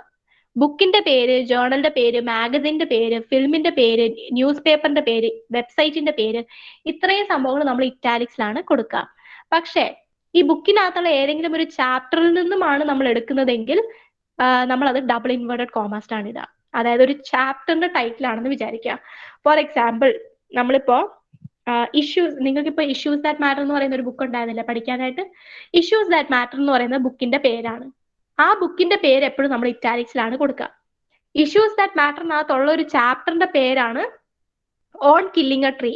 അതിനകത്തുള്ള ഒരു പോമിന്റെ പേരാണ് ഓൺ കില്ലിംഗ് എ ട്രീ. ആ ഓൺ കില്ലിംഗ് എ ട്രീ എന്നുള്ളത് നമ്മൾ ചാപ്റ്ററിന്റെ പേരായതുകൊണ്ട് നമ്മൾ ഡബിൾ ഇൻവേർട്ടഡ് കോമാസിനകത്തേ ഇടുള്ളൂ. അപ്പൊ മെയിൻ ആയിട്ടുള്ള ആ ബുക്കിന്റെ മെയിൻ പേര് നമ്മൾ ഇറ്റാലിക്സിലും അതിനകത്തുള്ള ഏതെങ്കിലും ഒരു ടൈറ്റില് അല്ലെങ്കിൽ അകത്തുള്ള ഏതെങ്കിലും ഒരു ചാപ്റ്ററിന്റെ പേര് വന്നു കഴിഞ്ഞാൽ നമ്മൾ ഡബിൾ ഇൻവേർട്ടഡ് കോമാസിനകത്താണ് ഇടുക. ചാപ്റ്ററിന്റെ പേര്, അതേപോലെ തന്നെ ആർട്ടിക്കിളുടെ പേര്. നമ്മൾ ഏതെങ്കിലും ഒരു വെബ്സൈറ്റിൽ നമ്മളിപ്പോ അടിച്ചു നോക്കുകയാണ് the advantages of communication. Advantages of communication എന്ന് പറയുന്നത് communication.com എന്ന് പറയുന്ന ഒരു വെബ്സൈറ്റിൽ വന്ന ഒരു ഇതാണെന്ന് വിചാരിക്കുക, ഒരു എന്താ പറയാ, ഒരു ഇൻഫർമേഷൻ ആണെന്ന് വിചാരിക്കാം. communication.com എന്ന് പറയുന്നത് വെബ്സൈറ്റിന്റെ പേരാണ്. ആ .com എന്നുള്ളത് വേണ്ട, കമ്മ്യൂണിക്കേഷൻ എന്ന് പറയുന്നത് വെബ്സൈറ്റിന്റെ പേരാണ്. അത് നമ്മൾ ഇറ്റാലിക്സിലാണ് കൊടുക്കുക. പക്ഷേ ആ വെബ്സൈറ്റിനകത്ത് വന്ന ആർട്ടിക്കിളുടെ പേരെന്താണ്? അഡ്വാൻറ്റേജസ് ഓഫ് കമ്മ്യൂണിക്കേഷൻ എന്ന് വന്നു കഴിഞ്ഞാൽ അത് നമ്മൾ ആർട്ടിക്കിളുടെ ടൈറ്റിൽ ആയതുകൊണ്ട് ഡബിൾ ഇൻവേർട്ടഡ് കോമാസിൽ കൊടുക്കണം. അതേപോലെ തന്നെ ന്യൂസ് പേപ്പർ ദ ഹിന്ദു എന്ന് പറയുന്ന ന്യൂസ് പേപ്പർ ആണെങ്കിൽ ദ ഹിന്ദു എന്ന് പറയുന്ന ന്യൂസ് പേപ്പറിന്റെ പേരായതുകൊണ്ട് അത് ഇറ്റാലിക്സിൽ കൊടുക്കണം. അതേസമയം അതിനകത്തുള്ള ഏതെങ്കിലും ഒരു ആർട്ടിക്കിളുടെ ഹെഡിങ് ആണെങ്കിൽ അത് ഡബിൾ ഇൻവേർട്ടഡ് കോമാസിനകത്ത്. അപ്പോൾ ഏറ്റവും മെയിൻ ആയിട്ടുള്ള പേരുകളുണ്ട്. ജേർണലിന്റെ പേര്, ബുക്കിന്റെ പേര്, അതൊക്കെ ഇറ്റാലിക്സിലും അതിനകത്ത് വരുന്ന ഓരോന്നിന്റെ പേര് ഡബിൾ ഇൻവേർട്ടഡ് കോമാസിലും. പിന്നെ ഉള്ളത് പബ്ലിക്കേഷൻ. പബ്ലിക്കേഷൻ നെസസറി ആണ്. നമ്മൾ ഏതെങ്കിലും ഒരു ബുക്ക് എടുക്കുമ്പോൾ അതിന്റെ ഡേറ്റ് ആൻഡ് പബ്ലിക്കേഷൻ നോക്കണം. പബ്ലിഷിംഗ് ഹൗസ് ആണ് കേട്ടോ. പബ്ലിഷർ ആരാണ്? ബ്ലൂംസ്ബറി പബ്ലിക്കേഷൻ ആണെങ്കിൽ ആ പബ്ലിക്കേഷൻ ഒക്കെ എഴുതണം. പക്ഷേ ബ്ലൂംസ്ബറി പബ്ലിക്കേഷൻ എന്നാണ് പബ്ലിഷിംഗ് ഹൗസിന്റെ പേരെങ്കിൽ പബ്ലിക്കേഷൻ എന്ന് മൊത്തത്തിൽ എഴുതേണ്ട ആവശ്യമില്ല, പി ഡോട്ട് എന്ന് എഴുതിയാൽ മതി. ഓക്കെ, പബ്ലിക്കേഷന്റെ ഷോർട്ട് ആണ് പി ഡോട്ട്. പിന്നെ ഉള്ളത് നമ്മുടെ ബുക്ക് ആണെങ്കിൽ, നമ്മളൊരു ബുക്കിൽ നിന്നാണ് എടുക്കുന്നതെങ്കിൽ എങ്ങനെയാണ് സൈറ്റ് ചെയ്യുക? ഒരു ബുക്കിൽ നിന്നാണ് എടുക്കുന്നതെങ്കിൽ ഓതറിന്റെ, ഞാൻ പറഞ്ഞായിരുന്നു ഓതറിന്റെ first name comma last name അല്ല, last name comma first name ആണ്. ഓതറിന്റെ പേര് എപ്പോഴും എഴുതുമ്പോഴും പേര് തിരിച്ചിട്ട് എഴുതുക. ലിയ ജസ്റ്റിൻ എന്നാണെങ്കിൽ Justin comma Leah full stop. ഇവിടെ ഹോം ഫയർ എന്ന് കാണാൻ പറ്റുന്നുണ്ടാവും. ഹോം ഫയർ എന്നുള്ളത് ബുക്കിന്റെ പേരാണ്. ബുക്കിന്റെ പേരായതുകൊണ്ട് അത് ഇറ്റാലിക്സിലാണ് എഴുതിയിരിക്കുന്നത്. അത് കഴിഞ്ഞ് ഫുൾ സ്റ്റോപ്പ്. ഈ ഫുൾ സ്റ്റോപ്പിന് വരെ ഇമ്പോർട്ടൻസ് ഉണ്ട് കേട്ടോ. നിങ്ങൾക്ക് ഇതിനകത്ത് ഫുൾ സ്റ്റോപ്പ് പോലും തെറ്റാൻ പാടില്ല എന്നുള്ളതാണ്. അത് കഴിഞ്ഞ് പബ്ലിഷിംഗ് ഹൗസ് ഏതാണെന്ന് വെച്ചാൽ ആ ഹൗസിന്റെ പേര്. Bloomsbury publication, Bloomsbury P dot. Publication മൊത്തത്തിൽ എഴുതണം എന്നില്ല, comma 2017 year of publication full stop. ഇതാണ് ബുക്കിന്റെ കാര്യത്തിൽ ഒരു സിമ്പിൾ ആയിട്ടുള്ള ഒരു സൈറ്റേഷൻ. ഇനി നിങ്ങൾ ഏതെങ്കിലും ഒരു ബുക്കിൽ നിന്ന് എടുത്തു, പക്ഷെ ആ ബുക്കിന്റെ മൊത്തത്തിൽ നമ്മൾ അവിടെ നിന്ന് ഇവിടെ നിന്ന് ഒക്കെ ഒന്നും എടുത്തിട്ടൊന്നുമില്ല, അത് നമ്മുടെ പ്രൈമറി സോഴ്സ് ഒന്നും അല്ല, നമ്മൾ ആ ഒരു ബുക്കിന്റെ ഏതോ ഒരു ചാപ്റ്ററിന്റെ ഇടയ്ക്ക് നിന്ന് ഒരു ലൈൻ എങ്ങാണ്ട് എടുത്തിട്ടുള്ളൂ. അപ്പൊ സൈറ്റ് ചെയ്യേണ്ടത് എങ്ങനെയാ? ടൈറ്റിൽ ഓഫ് ചാപ്റ്ററും കൂടെ നമ്മൾ ഇൻക്ലൂഡ് ചെയ്യണം, പേജ് നമ്പറും കൂടെ ഇൻക്ലൂഡ് ചെയ്യണം. ഓക്കെ, ഓതറിന്റെ second name comma first name full stop. Title of chapter എപ്പോഴും ഡബിൾ ഇൻവേർട്ടഡ് കോമാസിനകത്ത് ഇട്ടിട്ട് എഴുതുക. ഹോം ഫയർ എന്ന് പറയുന്നത് അവിടെ ഇറ്റാലിക്സിലാണ്. സോറി, അത് അവിടെ ഒരു മിസ്റ്റേക്ക് വന്നിട്ടുണ്ട്. ഹോം ഫയർ എന്ന് പറയുന്ന ബുക്കിന്റെ പേരാണ്, അപ്പൊ അത് ഇറ്റാലിക്സിലാക്കണം കേട്ടോ.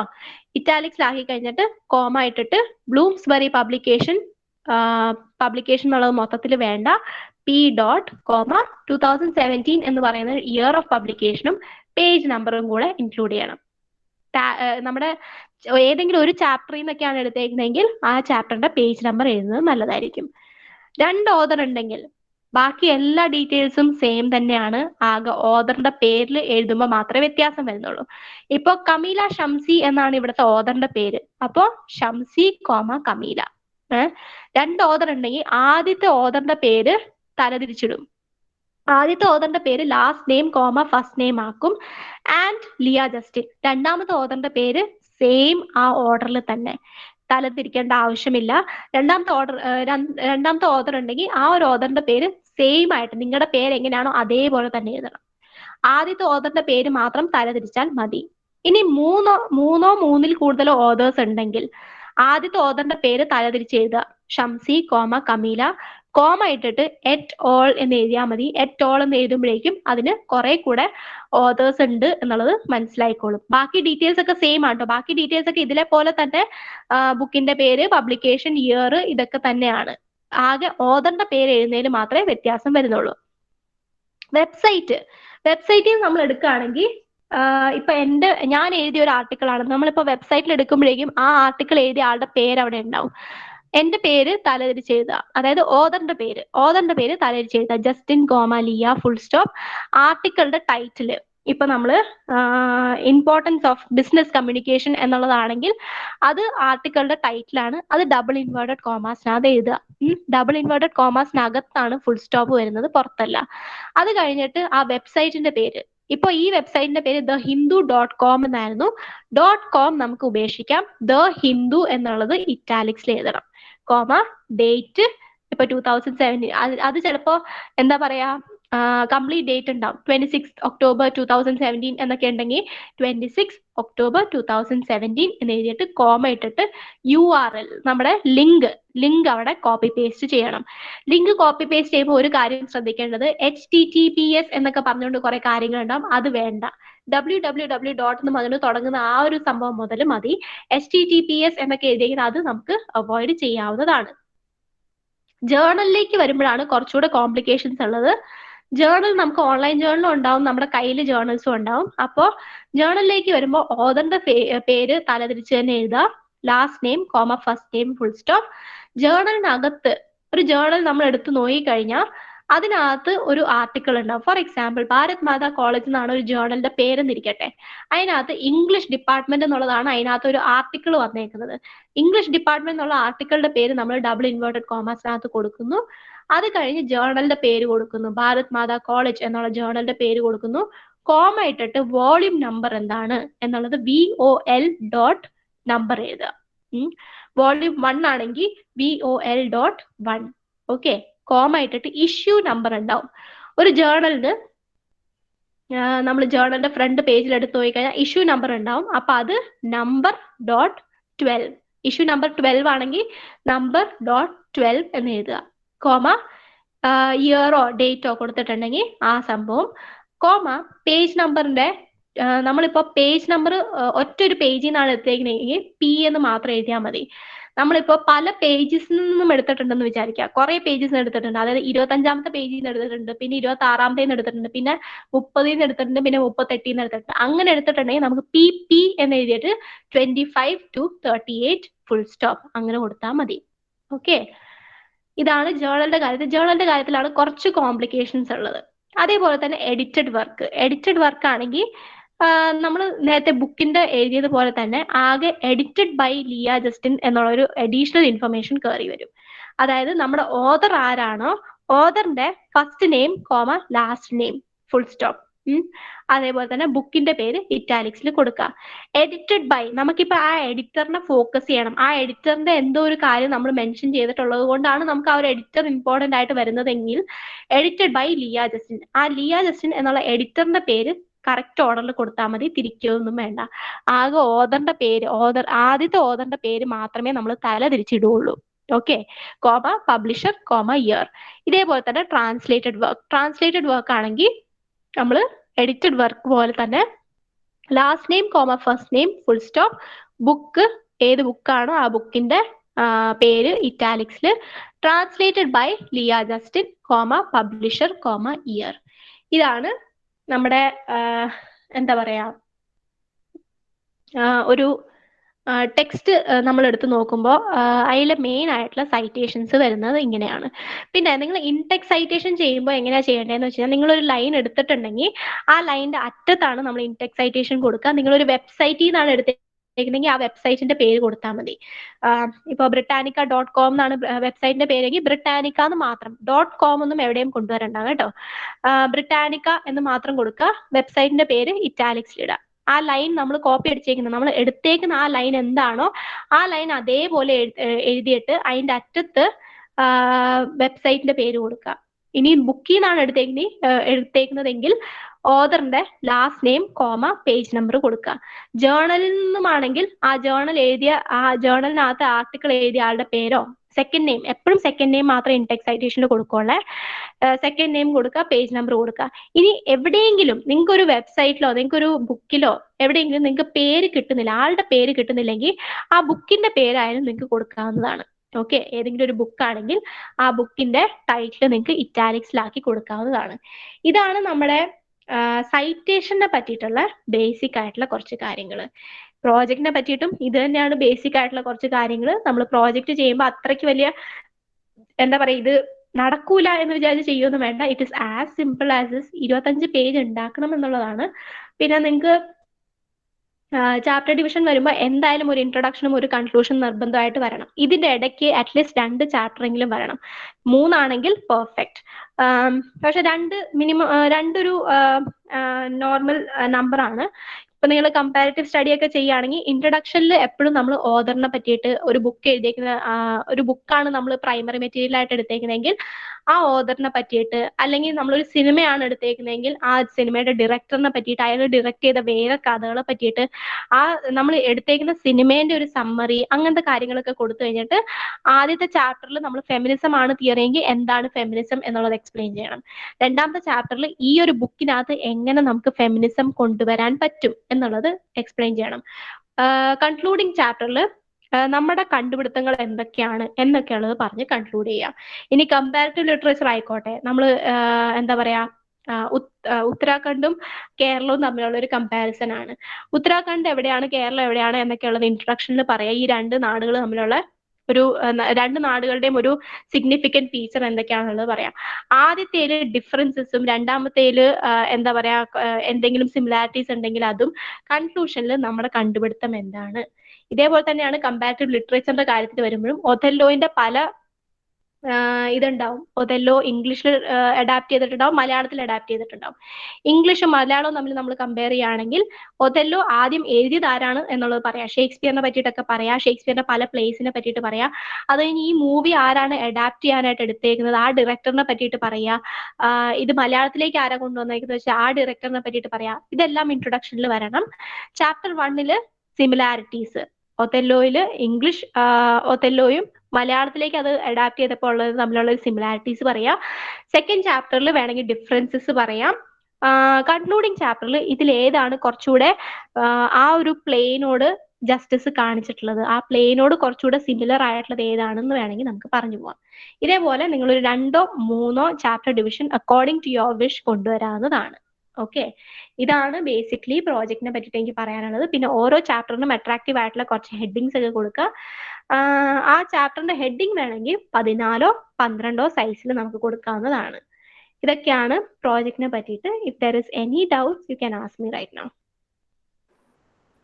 Thank you, ma'am. I have a small Yes, please. just if you could explain about survey analysis also to the students, because they also have that in their project if they would prefer to do. Survey analysis in the sense, ma'am?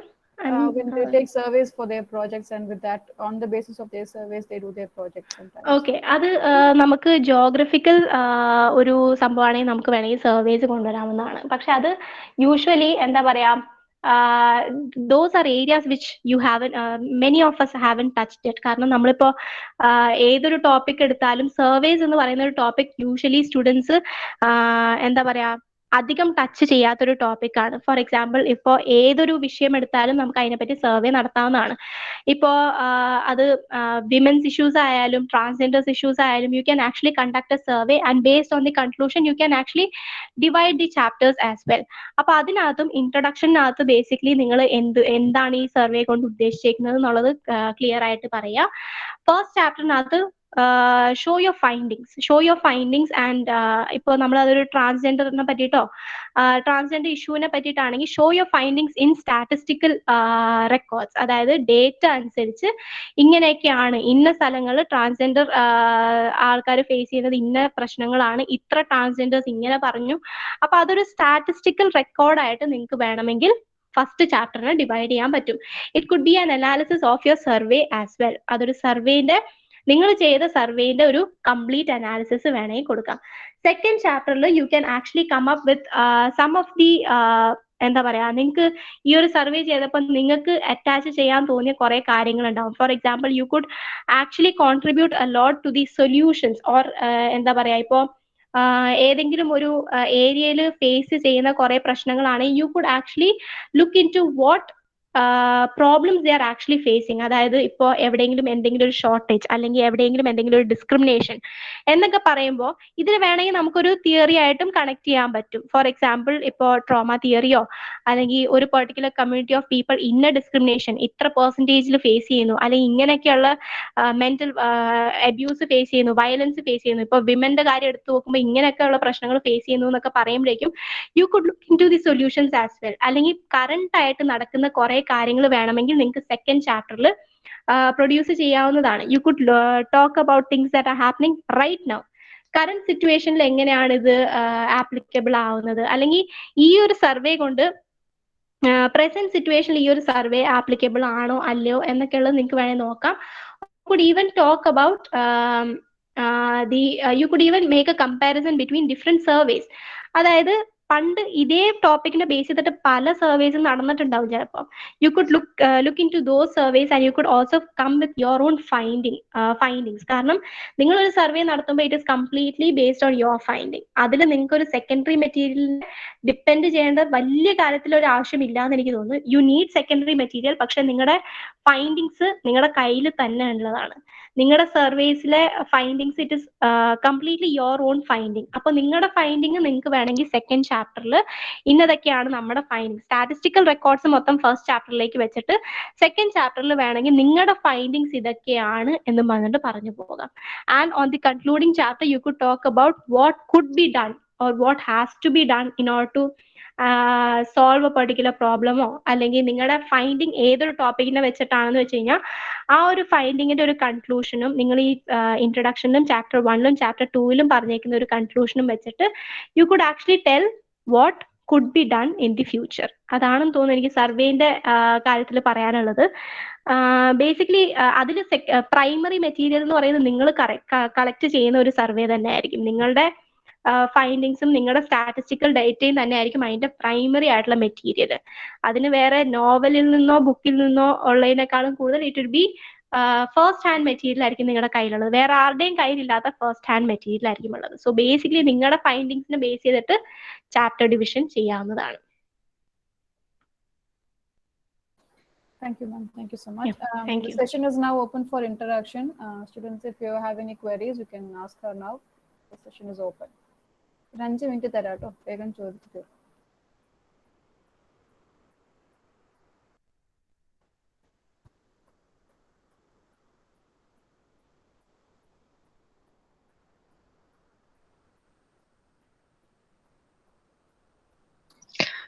Ma'am hello Yes, ma'am, sir. നമുക്ക് music base ചെയ്തുകൊണ്ട് നമുക്ക് ഇപ്പോൾ project ചെയ്യാമെന്ന് പറഞ്ഞായിരുന്നു കേട്ടോ. അപ്പോൾ നമുക്ക് എങ്ങനെയാണ് ആ ഒരു മ്യൂസിക്കിനെയൊക്കെ നമുക്ക് ഇറങ്ങി ചെന്ന് ചെയ്യാൻ പറ്റുന്നതെന്ന് And then എക്സ്പ്ലെയിൻ you're ചെയ്തു തരാമോ? asking for a topic to her. Actually, the methodology of the question, and I think questions should stand by methodology if you want to. You're not asking for a topic. Okay. Okay basically I okay. Could give him A clear understanding. ഒരു Yes. ചെറിയൊരു brief ആയിട്ടുള്ള ഒരു കാര്യം ഞാൻ പറയാം. Yeah.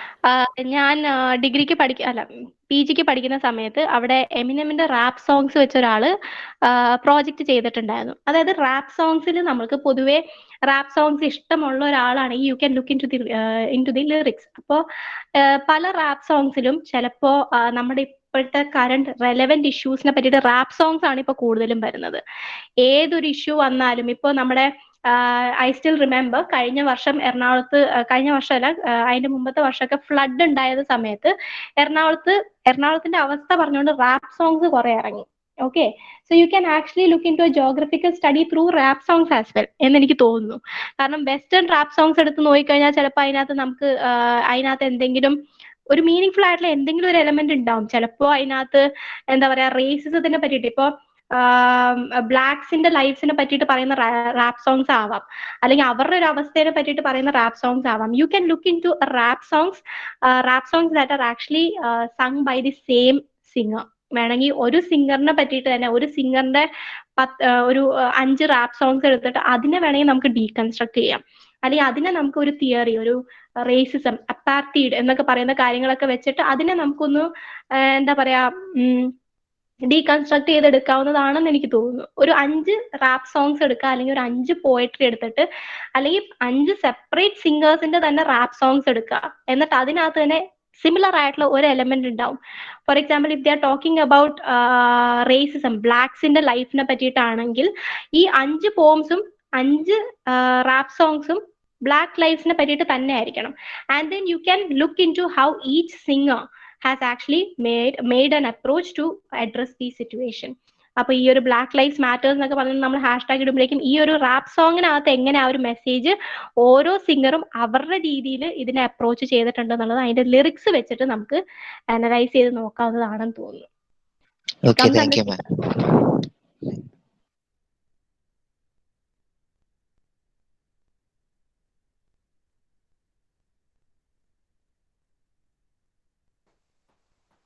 Any other questions, guys?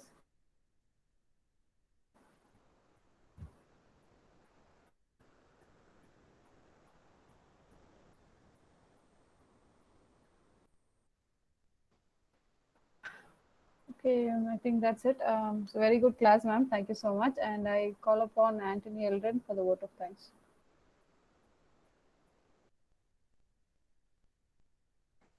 Eldrin, you're there? Yes, miss. Yes, miss. Yes, please. Good morning, all. I'm very happy to have been a part of this wonderful section today. The class will surely help us to do our project better. On behalf of the Department of English and Other Languages, I thank Leah ma'am for giving us such a wonderful section. Thank you, ma'am. Thank you. I would also like to thank our HOD Divya Miss and our teachers for arranging this section for us. Lastly, thank you all the participants for your patient listening and active participation. Thank you. Have a nice day. Thank you, Eldrin. And once again, on the behalf of the Department of English and the students, I thank Ms. Leah for her wonderful class and the time she spent. So on behalf of our HOD, our colleagues, Vijay sir, everybody here, thank you, ma'am. Thank you so much. Thank you. Thank you all. Thank you. Students can take this hour as a free hour and you can join by the 4th hour. Thank you. Thank you, ma'am. Thank you, ma'am. Yeah, ma'am. Thank you, ma'am. Thank you all.